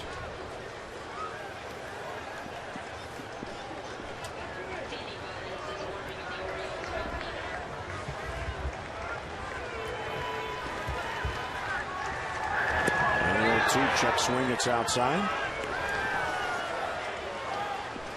Well, Jim Thome, in his career, 9 100 RBI seasons. And he's had 6 seasons, Buck, with at least 40 home runs. Check swing, field at third, and Eric Cooper says he did not swing, did not go around. Yeah, Jim Thome is interesting home run hitter in that he doesn't pull the ball when his power stroke is at its best. He goes the power alley to the opposite field. That's when he's really swinging the bat well. Lays off. And the count goes full 3-2. Jim Thome, 14th on the all-time home run list, 4 home runs behind Mike Schmidt, A-Rod, Reggie Jackson, Rafael Palmeiro. Center field and deep. PA back on it. At the wall, he's got it for the out. Thome didn't get the good wood on it, Buck, and that difference kept it in the ballpark. Well, PA got turned around a little bit, making just his second start of the season in center field, but he has the speed to make the catch just in front of the wall in center field. You can see he turned the wrong way initially, but then gets a beat on it and corrals it for the first out of the inning. Well, nicely done by Felix. PA, 1 down. There's Jermaine Dye, and there's a strike. Yeah, you are so right. Just thinking about what Brad Bergeson has to go through here in his big league debut. You have to battle Jim Thome. You're protecting a 1-run lead. He patiently gets it to 3-2. It's a laser beam the center field. You take a deep breath. You say, okay, I got him. And then you look up and here's Jermaine Dye. Yeah. Behind him, Paul Konerko. 302 career home runs. There's the Bergeson family. Followed by 301 career home runs. But you can't think about that. You think about making good pitches, and good pitchers will get out good hitters no matter where you're pitching. Keep the ball down in the zone, pitch to the corners, get your changeup over, get your slider over. Ground ball deep short as to his backhands and fires. He got him in 2 men down. Mike Griffin, the pitching coach, I asked him when he told him that he was going to the big leagues if he offered any advice. If he told him that anything that you'd want to do, and he said, well, the only thing he told him was, Brad, you earned it, you deserve it, so go there and be who you are. Yeah, and he is going to be out of the game now with 2 outs here in the 6th inning. It's a pat on the backside from Wigginton and Huff. Dave Tremblay already makes the call. Will be Danny Baez trying to hold on for Brad Bergeson. Well, his proud parents looking on. He goes 5 2/3 and can win his big league debut.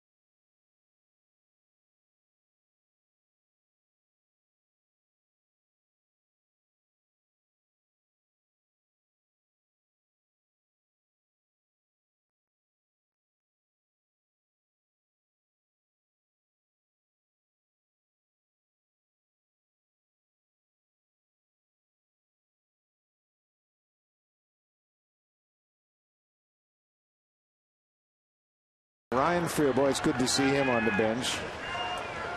Looks none the worse for wear. That's good news for the Orioles.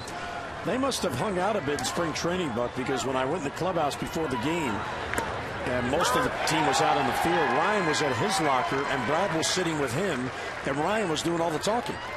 So that might have been a little bit of a, hey, here's some advice. This is what it was like when I broke in. Meantime, Baez gets ahead of Canerco, 0-2.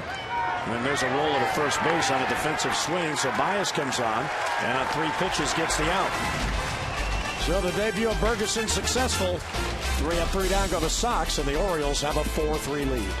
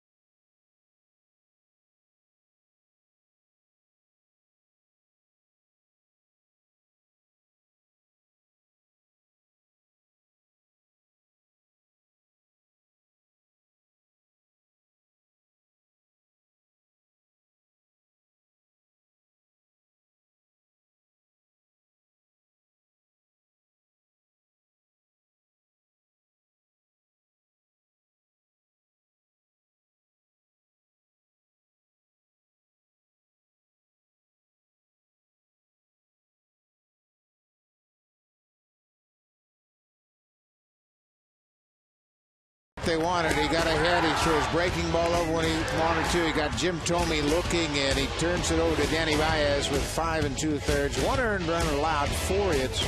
He walked a couple, struck out for 95 pitches. What a marvelous debut for Brad Bergeson. Well, he is now in the Baseball Encyclopedia. He's appeared in a big league game, and his Major League ERA, Buck, is 1.59. 1 earned run in those 5 2/3, and the Orioles now will look for some insurance.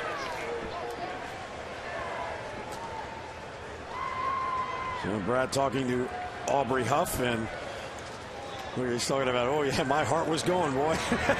Honest emotions, you can bet, and certainly pitched himself very proud here tonight.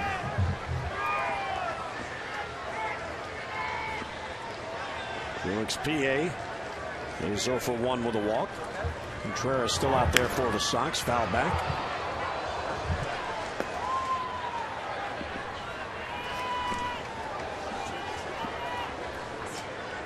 Contreras has allowed 4 runs on 6 base hits.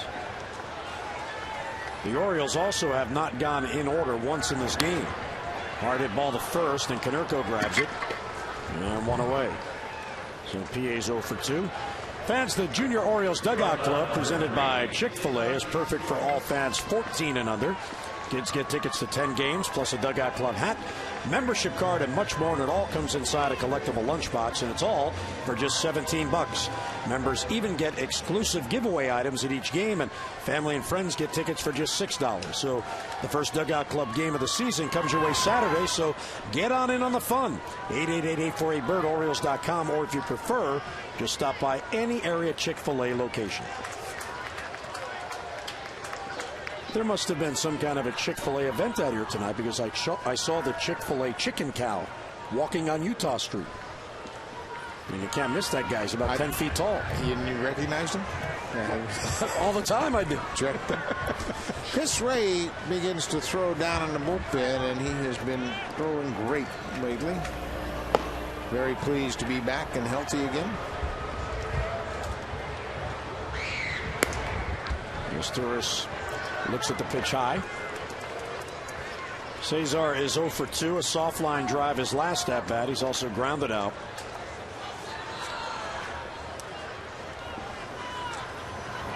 Cesar on the road trip went just 2 for 24. However, the hits came in the last 2 games, so he actually has a 2-game hitting streak going.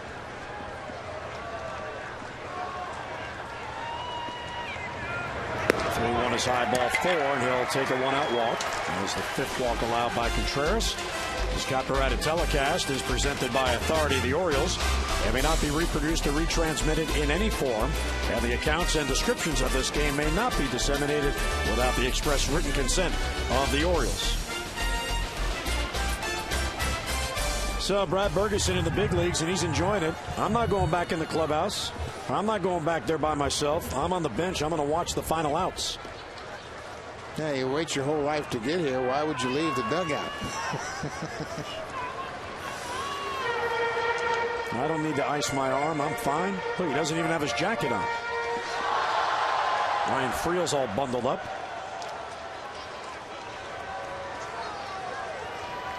Ryan Roberts up as Contreras chases his tourist back. Ryan got the rally going in the 5th inning with a leadoff walk.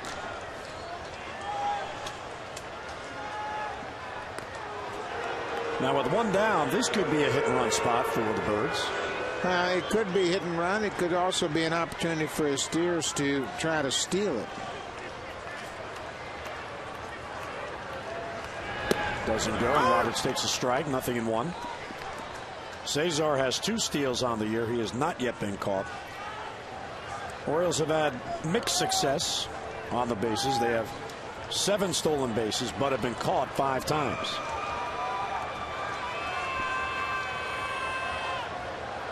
Ryan, like Markakis, very consistent with the bat. Once again, Contreras, his attention is divided. Very concerned about his Steers at first base.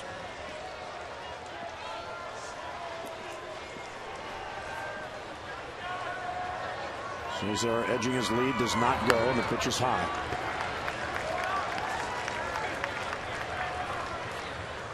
Ryan with hits in 11 of 13 games. He has 21 base hits on the year.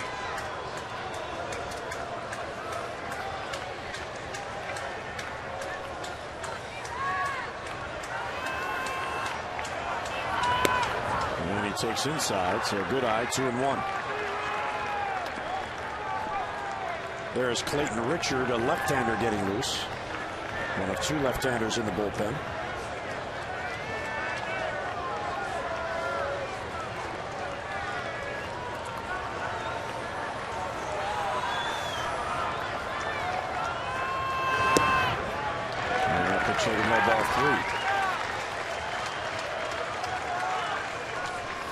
We were trying to figure out in Boston about what it would take for Brian and/or Nick Markakis to get that first 200 hit season, because they're both off to early starts, and it's kind of amazing how difficult that feat is, because you have to average about 1.5 hits for every game. And you know, over the course of the year, that's tough to do. Torres runs, pitch is taken for a strike, throw down is beyond second base and all the way into center field. So a stolen base and a throwing error, and Torres ends up at third. It looked to me like the infielders were a little bit late getting to the bag. Torres on the break, and watch the throw from Brzezinski. No, in fact, Ramirez is there. The ball just tailed away from him. But Getz couldn't knock it down. Brzezinski's throw tails away from the shortstop into the base runner. Torres steals his third bag and moves to third base on the air. That'll draw the infield in. And a full count on Roberts. And he fouls it off. Just did get a piece. Ryan has 3 RBIs on the year.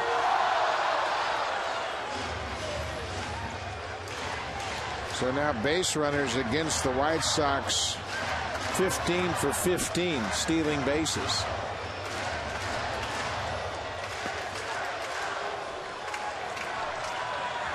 And he walked up. So Brian, very patient, doesn't chase that pitch. He has walked twice tonight. And now has 9 walks on the year. And there's Don Cooper on the phone to the bullpen to check in on Clayton Richard. That is the 6th walk allowed by Contreras, one of those intentional.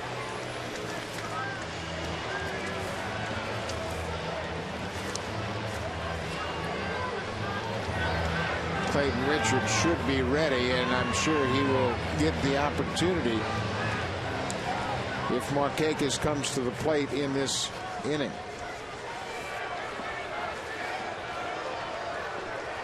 Lou Montañez back with the team. Runners on the corners, one down. Ball one.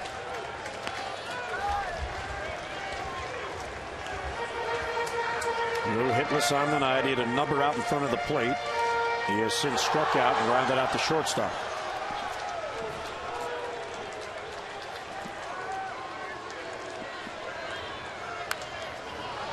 Now's that one back just to our right. Cesar Esteuras, the lead runner at third. He walked. And Brian Roberts also a walk. He's at first. You really have to battle if you're Montañez here to hit the ball toward the right side of the diamond. It's a more difficult double play should you hit it on the ground. And that's where Contreras is going to pitch you away. There's a big hole on the right side with Roberts being held on by Konerko. Getz is shaded toward the bag at second. Big hole on the right side of the infield. Pitches high, 2-1. Montañez is not going to get anything on the inner half of the plate in this at bat. And he should just go with what Contreras gives him and drive the ball to the opposite field. Fly ball scores a run. Ground ball be tough to turn on the right side of the diamond. Popped up foul. You could see that swing, Buck. He was trying to go that way. Yeah, that's where your RBI situation dictates you hit the ball right now. You don't want to pull the ball on the left side. That'll create a double play opportunity, especially with that sidearm delivery from Contreras. You got to stay on the ball, try to drive it to the opposite field. Stays inside the ball right here and just got underneath it and popped it out of play. Runners in scoring position. Sox 2 for 6, Birds 2 for 7. And 2-2 on Lou Montañez. Sharply a base hit down the line. He got it past Fields. Esteuras will score. Roberts heads to third, and Lou Montañez with an RBI double in his return. Applause from Brian Roberts, and the Orioles have a 2-run lead. Well, what a big hit by Montañez. He did get a ball on the inside part of the plate, and he did pull it to the left side, but he gets it by Josh Fields. Fields was flat-footed, didn't react very well as that ball was past him before he made a swipe at it. Esteuras, who had walked, stole second, comes in to score the insurance run, and Montañez, with his first hit of the season, picks up a big RBI. So Montañez 1 out of 4. Here's Ozzie Guillen out to make a pitching change. Congratulates Jose Contreras. Clayton Richard will come on. Orioles have a run in and 2 on and only 1 down.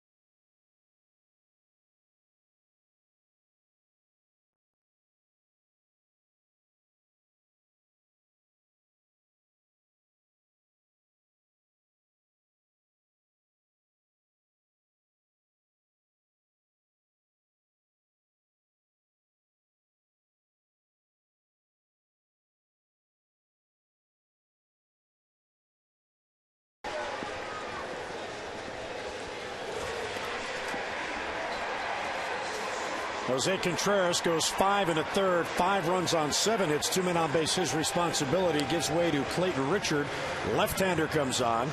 appearing in his 7th game. Pretty good start.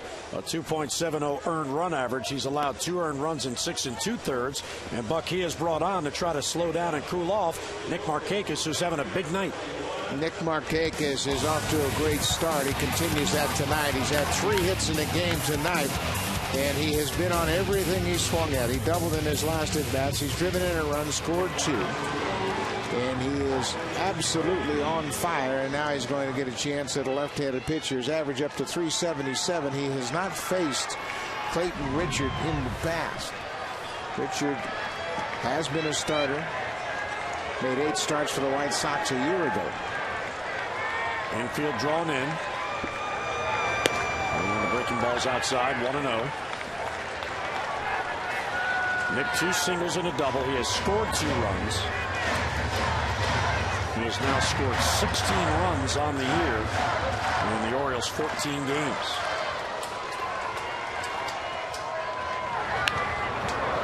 Good swing back.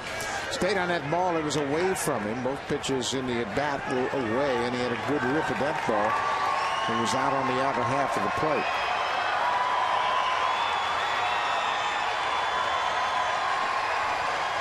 Twins getting behind Markakis. Roberts at third. Lou Montañez at second. Only 1 down. Now back. Good pitch by Richard right there in on the fist. That's when a pitcher is most effective, when he can throw strikes to the inside corner, makes the hitters adjust. Consecutive games reaching base. American League active player list. Markakis leads the pack 23 times. 23 straight games he's reached base. 1-2 and a base hit to left field. He's 4 for 4. Roberts scores. Montañez being held as Quinton fires back in. And it's a 2-run inning, and the Orioles have a 6-3 lead. Boy, what an at-bat by Nick Markakis. And first time he'd faced Clayton Richard. Takes a look at the first cutter off the plate outside. Swings at a fastball, just misses it. Fights off an inside pitch, going outside. Said, nope, don't go there. And he hits it through the drawn and infield. What an at-bat by a red-hot hitter. Nick Markakis up over 380 now as he drives in his 2nd run of the night. The runners on the corners, 1 down for Aubrey Huff.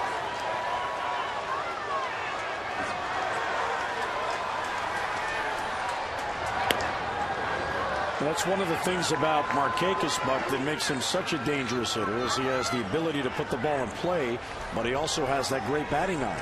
He'll take the walk if you're going to pitch around him. And it doesn't make any difference, lefty, righty. He doesn't shy away from left-handers at all. There's a throw to first, chasing him back. We mentioned the consecutive games getting on base streak. That goes back to last year. This season, this is the Orioles' 14th game. Markakis has hits in 12 of the games, and the 2 he doesn't have a hit, he walked in each of those games to get on base. RBF fouls back the 1-0 pitch. Well, traditionally, managers will put their best hitter in the 3rd spot. You want him to come up in the 1st inning. You want him to get as many at-bats as possible. And you need a versatile guy like Markakis who can run the bases.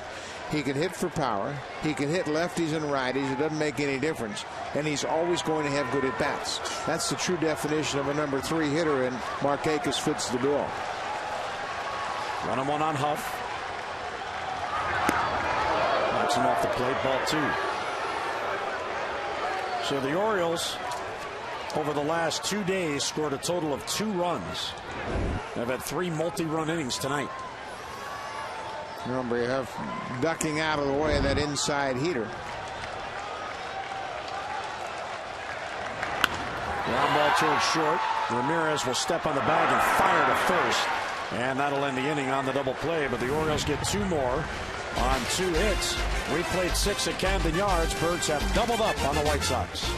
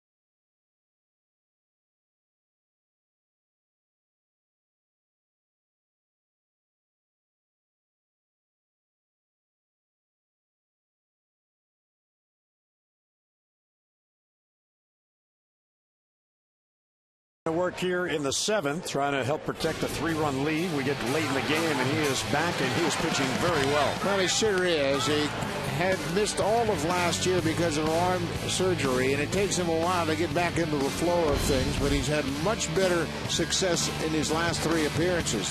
3 and a third innings over those 3 games, 3 hits allowed. He's walked a couple, but struck out 7, and the opponents are hitting just .231. Chris Ray's velocity is back. His command is getting better with each outing, and his confidence is growing by the day. What a benefit it is for Dave Tremblay to have 2 pitchers with closer abilities. Chris Ray and George Sherrill. And if you ask Dave, he'll probably tell you he's got more than just 2, but 2 that have done it on a regular basis. A.J. Pierzynski leads off, lower third of the lineup. And it's just off the plate.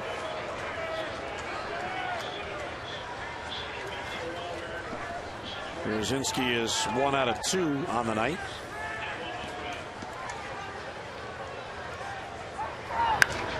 Off the end of the bat to left.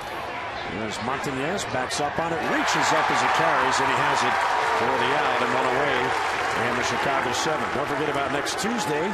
That's April 28th. Coming out and spend your lunch hour with Orioles Reach and Orioles reliever Chris Ray. It'll be at the ESPN zone in the Inner Harbor.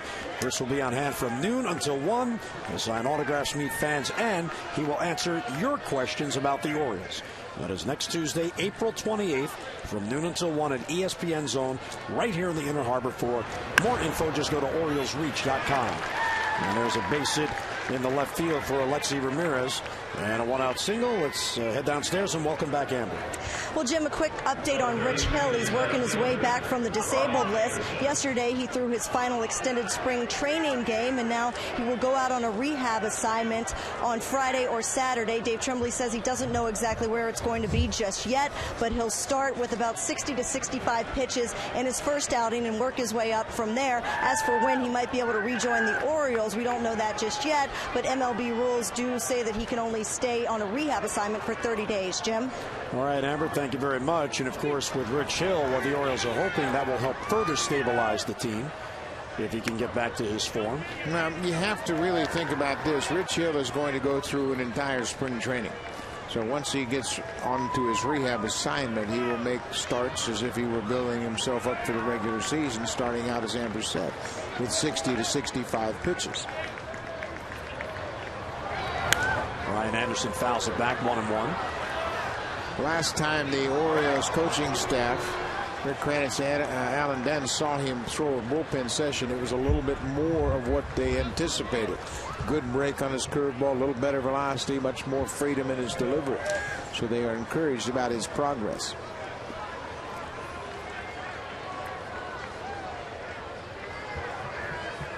One and one on Anderson, the number 9 batter. And Ray steps off, worried about Ramirez. Ryan Anderson, one of the first-round picks on this team. He was the White Sox first-round pick in 2003. Top of the fastball, 2-1. Yeah, and Brian Anderson actually lost his starting role in spring training in a battle with Dwayne Wise, and Dwayne Wise won the job in the spring, got off to a slow start with the bat, played 6 games, and then separated his shoulder, making an outstanding diving catch in the outfield. Swings to a fastball, 2-2. And now the job is up to Brian Anderson and Jerry Owens to decide who's going to get the majority of the at-bats in center. Jerry Owens on this bench tonight. He's a left-handed batter. Anderson a right-handed batter. 2 balls and 2 strikes with 1 down. Ramirez leading off first. Too high with a fastball, ball 3. Successful major league debut for Brad Bergeson, 5 2/3 innings. 3 runs, only 1 of those earned on 4 hits. Danny Baez got the final out of the 6th, and now Chris Ray in the 7th.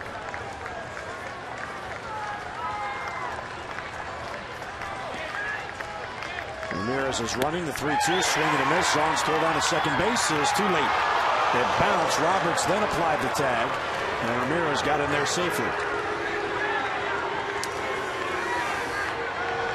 So Hazagian sending Ramirez to stay out of a possible double play, and he gets the steal. The ball, you can see, short hopped, and Bryant had to take it on that high hop. Takes his glove away from the base runner and enables Ramirez to grab the bag before Roberts can tag him. Nice job there by Bryant as that ball bounced. Not only did he get to it, he also had time to get the tag down. And Ramirez picks up his first steal of the year. That is the 9th for the White Sox on the year. Here's Chris Getz batting now with 2 men out. Fouls it back just below us.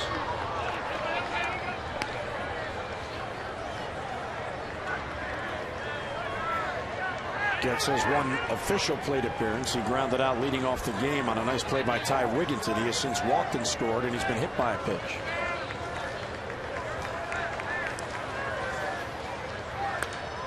Popped up off the end of the bat. That'll be back in the crowd.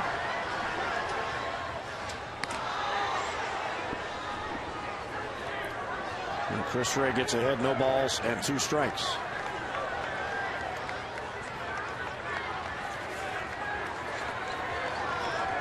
There's Jamie Welker getting loose.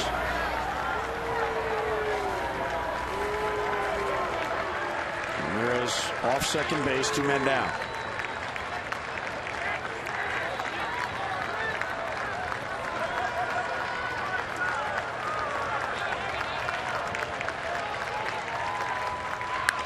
Two is hit towards the middle. Brian Roberts to his knees. Will have to hurry and out at first base as Aubrey Huff helped out on the back end. So 1 out single, a man left, 7th inning stretch. Today's 7th inning stretch brought to you by Jack Daniel's Tennessee Whiskey. Please drink responsibly.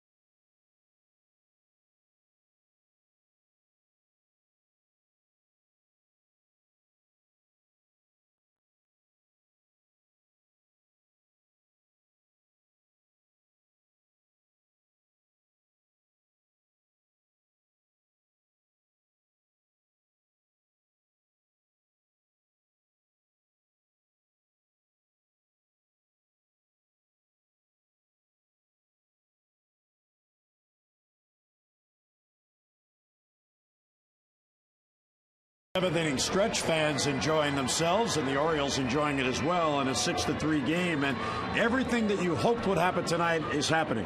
Brad Bergeson pitched well in his debut, and the team behind him got him some runs. Yeah, early on the defense played very well behind him. Bergeson did a heck of a job throwing a lot of strikes, getting into the flow of the game, and kind of neutralizing some jitters I'm sure he had, but he never looked like he had lost any composure whatsoever. How about Nick Markakis? His big night. He's had 4 for 4, a couple of doubles and 2 RBIs. Good night for Markakis, and right there Wigginton is tagged out on the errant throw to first base. But you're right, everything that you'd hope would go well tonight has gone well. Danny Baez got Bergeson out of the 6th inning, and then Chris Ray had a good inning, and this is a great start for a young kid that's got a lot of promise. You know, we wondered what it was like to be, in fact, a young player in the major leagues, and we went back to the archives and we found out, hey, who's that guy? Who's that guy as a Kansas City Royal? That's a young player many years ago. Here is a young Buck Martinez. Before they had buttons on the uniforms. You look like you're about, what, 15 years old in that picture. Look at that handsome young man. Oh, my. That's a long time ago, believe me. That's probably in 1973, 74, somewhere when we just moved into Royal Stadium.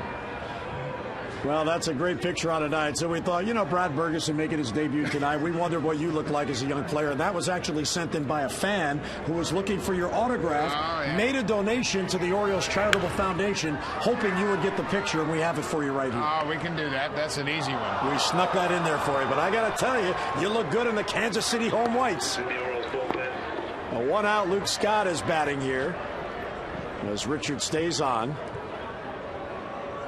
Orioles looking for some insurance. Sox have 2 more at-bats. Ball and 2 strikes on Luke.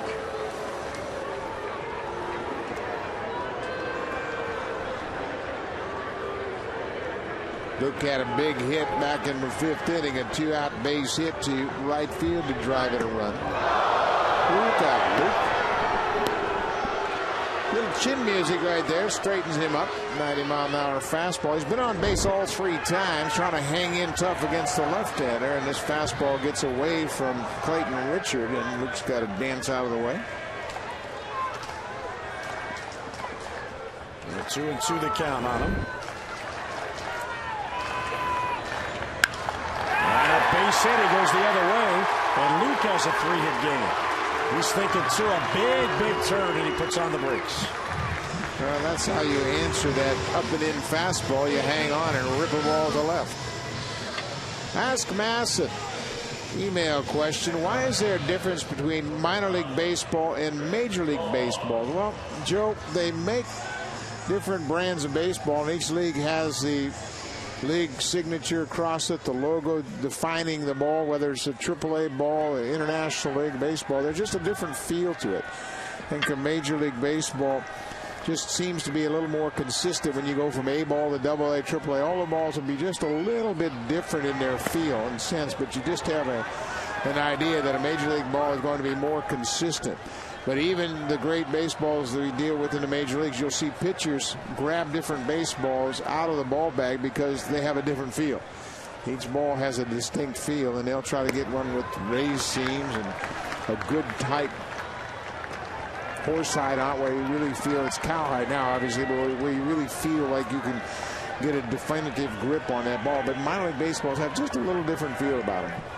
Well, our thanks to Joe Cold for writing in on Ask Masson. And if you'd like to have a question answered by one of our experts, Jim Palmer, Buck Martinez, or Rick Dempsey, just get on the computer and send in your question. Scott on at first with 1 down.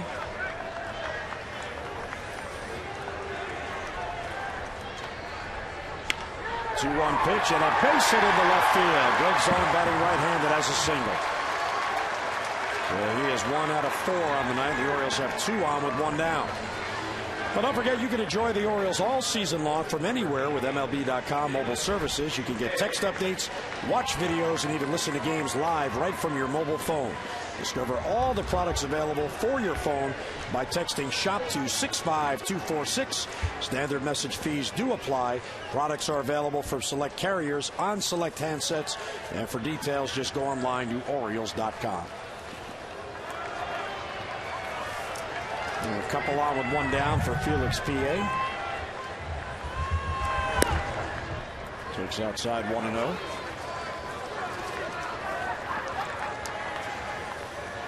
Felix hitless on the night and is 0 for now 0 for his last 18. Scott at second, on at first, 1 down. Here's a bouncer towards second. Fielded there by Getz. He'll take the out at first. 2 men down, but the other runners move up. That ball had a lot of top spin on it, and because Getz had to give some ground to make sure he could get at least 1 out, no thought of going to second base. Big high bounce right before he got it. He had to make sure that he got at least 1 on that play. Now 2 men down. Cesar Estouris, the number 9 batter, has a chance for a couple of ribbies. 2 out there in scoring position with 2 men down.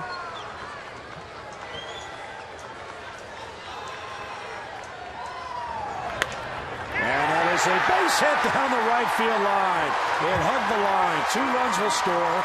Scott comes in, Zahn comes in, and Cesar Astúriz has a 2-run double. And the Orioles lead is now 8-3. Well, a big hit for Astúriz, not only because he gives the Orioles a 5-run cushion, but he needed to come up with a hit. He'd been scuffling at the end of the road trip, and right there he slices one just inside the bag at first base to drive home 2 for Astúriz. His first double of the season as Zahn scores the 2nd run right behind Luke Scott. Brian Roberts now will bat. Brian has contributed to 2 rallies tonight by drawing walks. Takes a strike.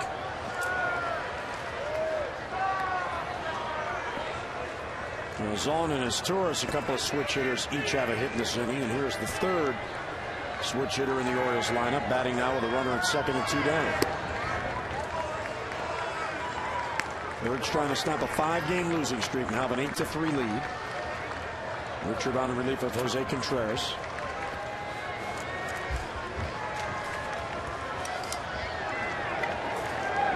Tremblay looking on from this Orioles bench.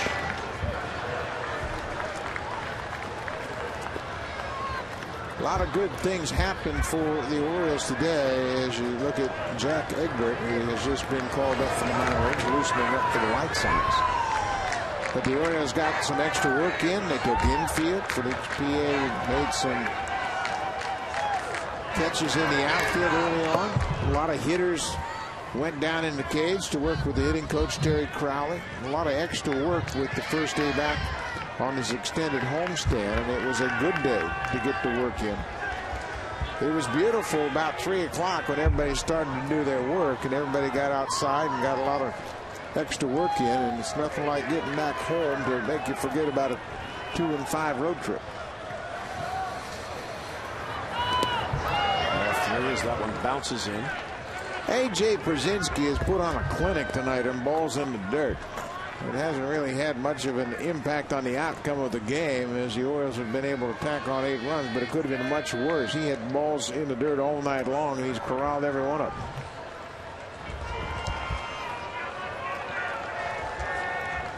Well, 3-2 the count. Roberts right back to the mound. Nice grab by Richard. He gets it to first, and that ends the inning. But the Orioles, their 4th 2-run inning of the game, they led to the 8th. The Birds now with a 5-run lead.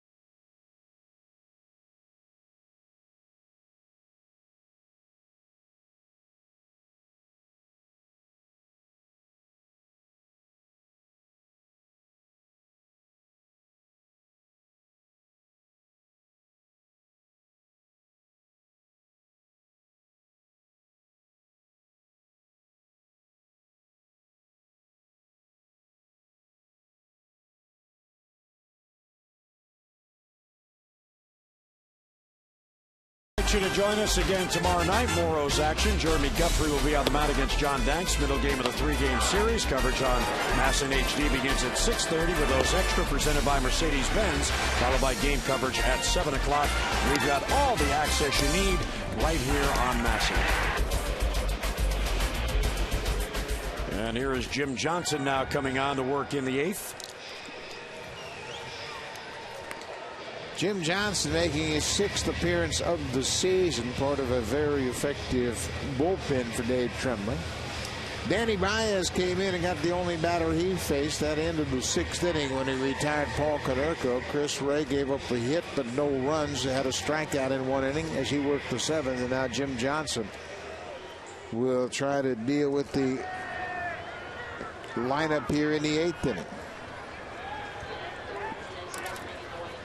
And Johnson was already getting loose to work here in the 8th when it was a 6-3 lead. The Orioles added 2 runs. Gets ahead of Fields 0-1. Quinton then Tomei to follow.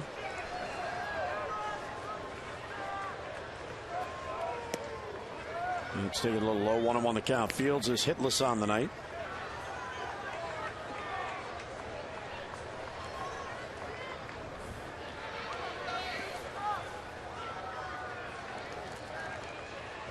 Brad Bergeson did a very good job with 2, 3, and 4 in the lineup tonight. A combined 0 for 9. Fields, Quinton, and Tomei. And Quinton did reach on an error by Wigginton. And there's a strikeout of Josh Fields, 1 away. So Johnson gets a strikeout. Time now for you to text in your vote for the AT&T Player of the Game. And I wonder who this will be tonight. Brad Bergeson, chance to win in his big league debut. Nick Markakis, a 4-hit night for Nick Markakis, or Aubrey Hupp with a Utah Street home run. Text in your vote now. Have your voice heard. A, B, or C to 51862. You can't go wrong with any of those candidates tonight. And one of them major contributors to this 5-run lead here in the 8th.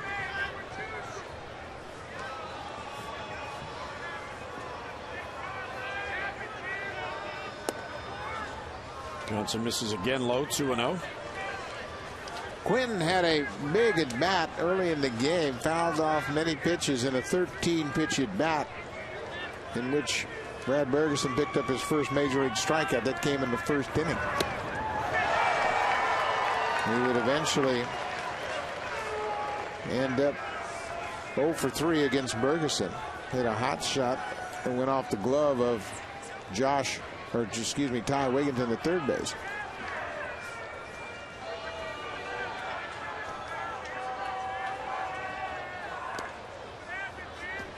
Three and 1 as that one misses outside. Carlos Quinton still, Buck, very young. He's only 26, doesn't turn 27 till August 28th, and the White Sox really benefited from that trade. He came back from that shoulder injury he had in Arizona. They gave up on him, and he has blossomed to the hitter that Arizona thought they had to begin with. Yeah, he is a very good hitter as you look at Matt Thornton, who has now joined Jack Edinburgh down in that bullpen. Thornton, the second left-hander that Ozzie Guillen has. 3-2 is fouled off. Yeah, you talk about Quinton, what a breakthrough season he had a year ago, cut short by that broken hand. But you talk about intensity. He takes tremendous pride in his preparation and his daily routine, getting himself ready for a game. Very serious about his skills. And it is low, ball 4 and a 1-out walk. So Quinton had some pretty good at-bats tonight. He had about a 12-pitch at-bat in the 1st inning before Brad Bergeson struck him out. And now he draws a walk here in a 3-2 pitch off Jim Johnson.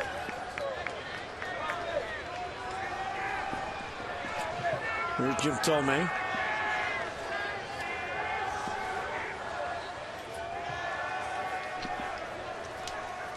Tomei has grounded out, he has struck out, and he has flied out.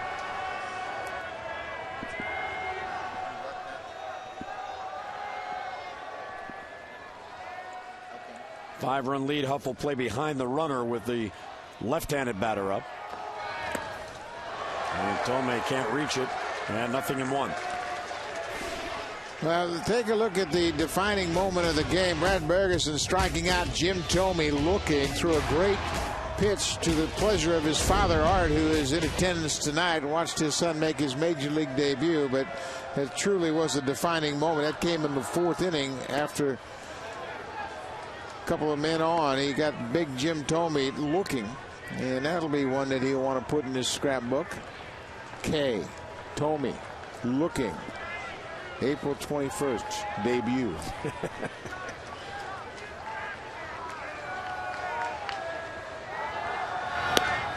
Tommy again can't reach it. 1-2.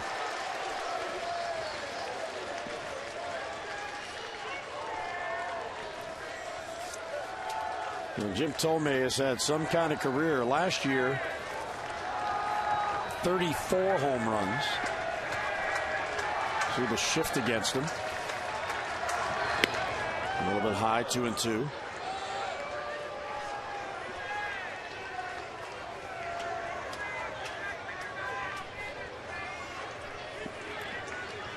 Jim Johnson has a strikeout and a walk since coming out in the 8th. Check swing and a foul. Well, Jim Tomei, last year in this ballpark, it was getaway day. There were threatening skies in the area. He had an off day scheduled the next day, and he came up to me and said, "We're not going to get rain tonight, are we? We don't need a rain out." Because the next day he was taking his father to Cooperstown to present his 500th home run baseball to the Baseball Hall of Fame. He took his father up there. They had asked if he would donate the baseball to the Hall of Fame. He was honored to do so, and he was pleased that he could share that with his father. He called it the best day of his life. Well, Cooperstown is certainly a magical place. Quinton leading from first, 1 down.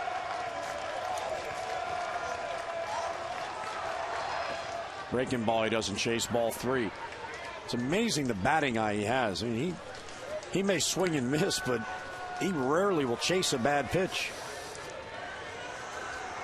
Well, and you know, I mean, it's not an accident that he's hit so many home runs. He has a great approach. He has a lot of confidence in what he can hit, and he will strike out. But I tell you what, he doesn't get cheated, and he doesn't chase an awful lot of bad pitches.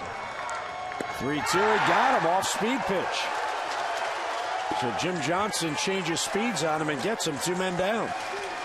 Boy, what a great changeup by Jim Johnson. A pitch that's really developing for the big right-hander. 79 miles an hour. You can see how far out in front Jim Tomei is on that pitch. Way out in front. Second time he's gone down on strikes tonight.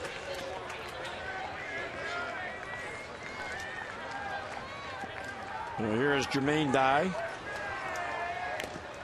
Out straight back at the plate, 0-1.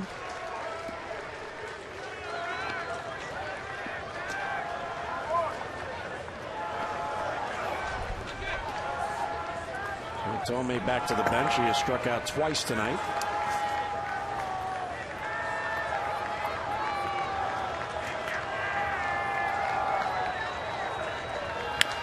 Sharply a foul. Jermaine Dye now 35. He's in his 14th season. This is some pretty good veterans on this team. They're trying to work in some younger players with Getz and Fields. And mentioned Quinton is only 26, but Jermaine Dye has been around. White Sox are his 4th big league team. Johnson ahead of him 0-2. Breaking ball misses outside. Yeah, they made a conscious effort to try to get younger and get a little more athletic, bringing in Ramirez to play second last year, moving him over to shortstop to open up a spot for Chris Getz. They can both run, they can play defense, range far and wide on the infield, and they felt last year they had to get more athletic and younger. They have done that. Called strike 3. Scott Barry rings him up, a little bit of a delay, and Jim Johnson strikes out the side. Middle of the 8th, 8-3 Birds.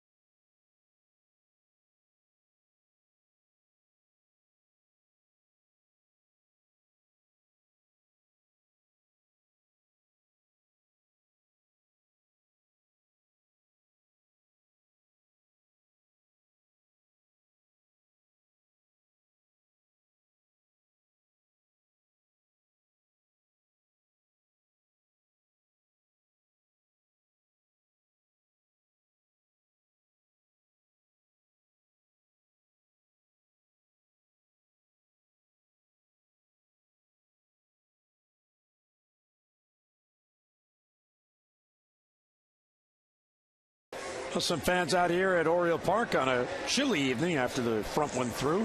It considerably cooled off. Koji Uehara T-shirt night, and here's the Major League debut of Jack Egbert. So how about that? You have Brad Bergeson making his debut, and here's Jack Egbert for the Sox in the same game. 25-year-old right-hander Jack Egbert, 6'3", 220. Pitched at Charlotte last year. Started 22 games, had a rough go of it, was just 4-12, but here he gets a chance to make his Major League debut. Came out of Rutgers University. Was born in Staten Island, grew up in Rutherford, New Jersey, and was selected in the 13th round of the 2004 June draft. Staten Island, the home of the Crow, Terry Crowley. Montañez up.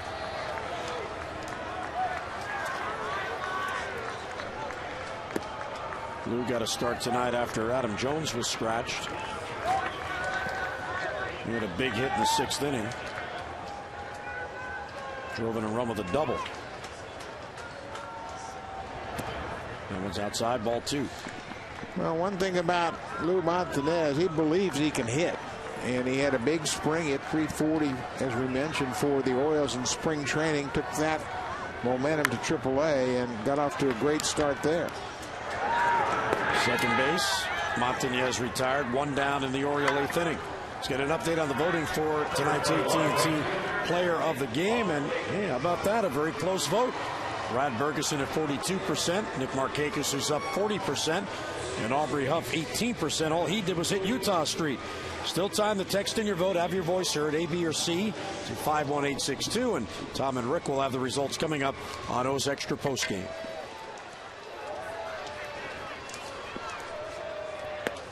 Markakis a perfect 4 for 4. I'm going to go out on a limb and say if he gets his 5th hit, he'll win the AT&T voting. Huh? You going to vote? No. You can't vote. Sure you can. No, I'm working. I'm going to vote for Brad. I got to get that. He was great, wasn't he? I got to get that number. How do you do that? I tell you what, you talk about a debut, to have your wife and your family here with you and realize and dream of pitching in the big leagues. Pretty special night.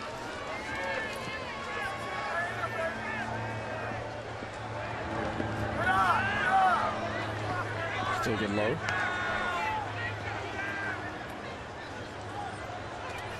The cool thing about it for Brad Bergeson is it looked like he's been here before. What number was Brad, eh? Let's see if it worked. Hey, it worked. I just voted for Brad. See, it's easy. And I don't even know what I'm doing. Don't lose your focus. Here's the 2-2 pitch. And it's fouled back.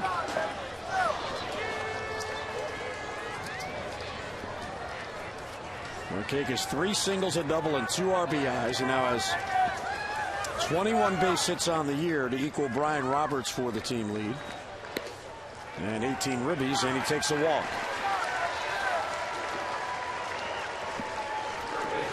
And here comes Aubrey Huff. Well, Aubrey Huff got the scoring started with a big 2-out home run way back in the 3rd inning. Hit a monstrous home run off Jose Contreras. His second home run, a 2-run shot after Markakis got a 2-out base hit. Well, let's go back to the home run in the 3rd inning. What a great swing. Got fastball. Looked like they were trying to cut the fastball inside to it, and he opened up and hammered it to Utah Street. There goes another one deep right field. Dye will turn. He will watch it go. It is out of here. And a 2-home run night for Aubrey Huff.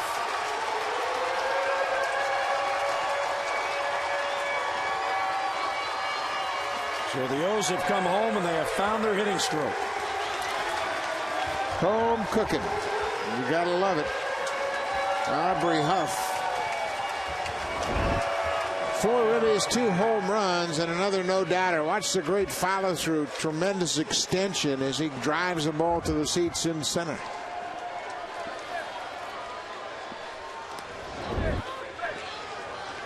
one down, Ty Wigginton bats. So Aubrey Huff has 2 home runs and 4 RBIs on the night. Ty Wigginton fouls it back.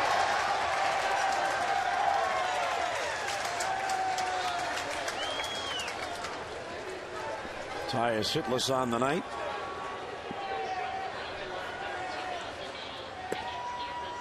Lays off that breaking ball, 1-2.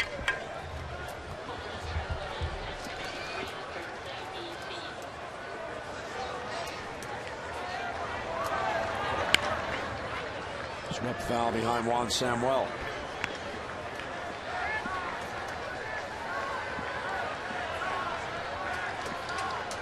Wigginton has settled in at third base with Melvin Mora on the DL. Melvin is missing his 8th consecutive game tonight. Brian Bass up in the Orioles bullpen.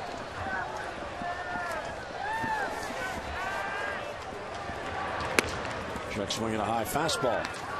And the count runs full, 3-2.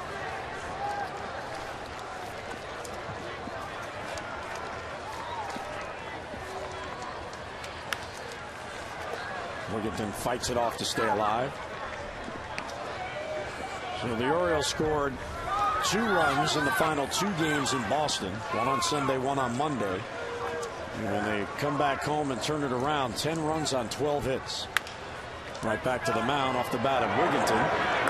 Ty is retired, 2 men down. He is now 0 for 5.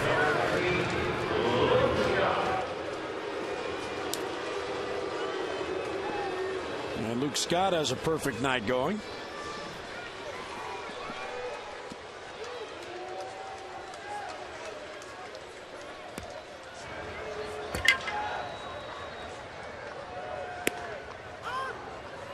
Eight of the 9 Orioles have been on base in this game. Ty Wigginton, the only Oriole not to reach. He's 0 for 5.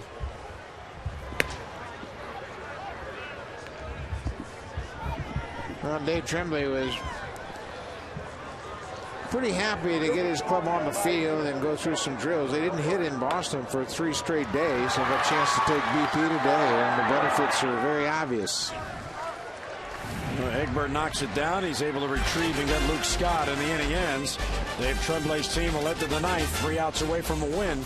The Birds 10, the White Sox 3.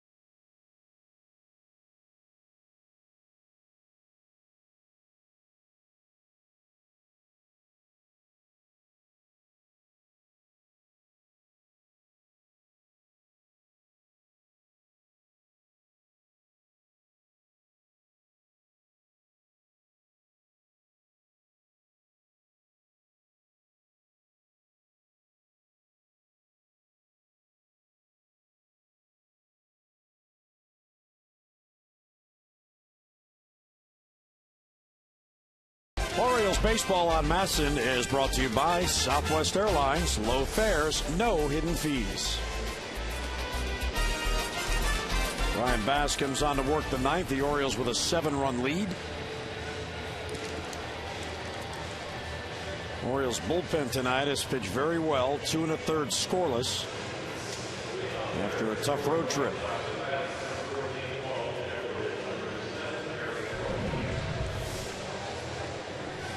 Brian Bass last worked Friday night at Fenway. Worked an inning and 2/3, gave up a couple of hits and a couple of earned runs. Walked a batter, hit a batter, and had a strikeout. He'll face Jerry Owens, who is pinch hitting for Paul Konerko. So Ozzie Guillen goes to his bench. Strike on the outside corner.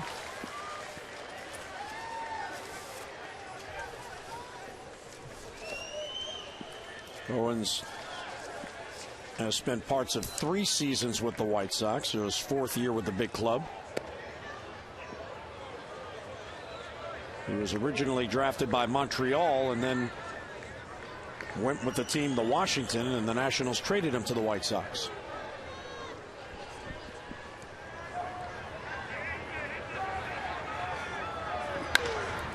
Bounce to second base. Roberts gets a nice hop.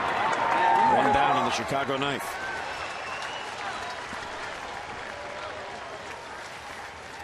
Baez went a 1/3 of an inning, retired the only batter he faced. Chris Ray had a scoreless 7th. He allowed a 1-out single, but only faced 4 batters.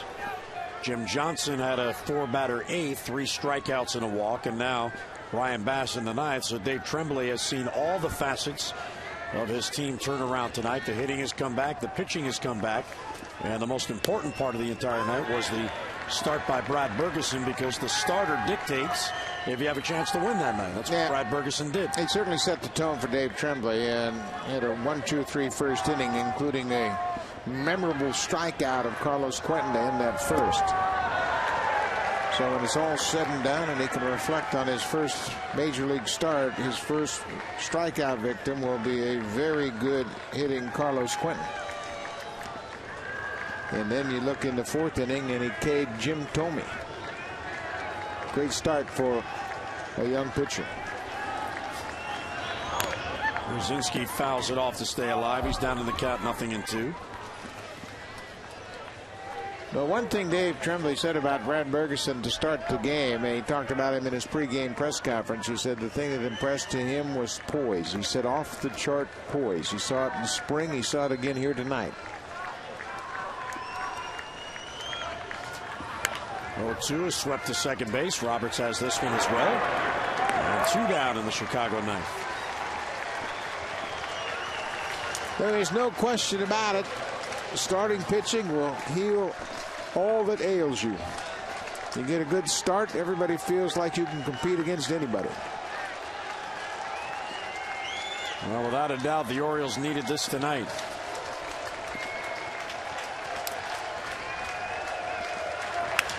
There's a broken bat pop-up. Asturias in on it. He makes the grab, and the Orioles win the home opener and snap a 5-game losing streak. Final score at Camden Yards as the Birds bounce back. And Brad Bergeson wins in his debut. The Orioles 10 and the White Sox 3.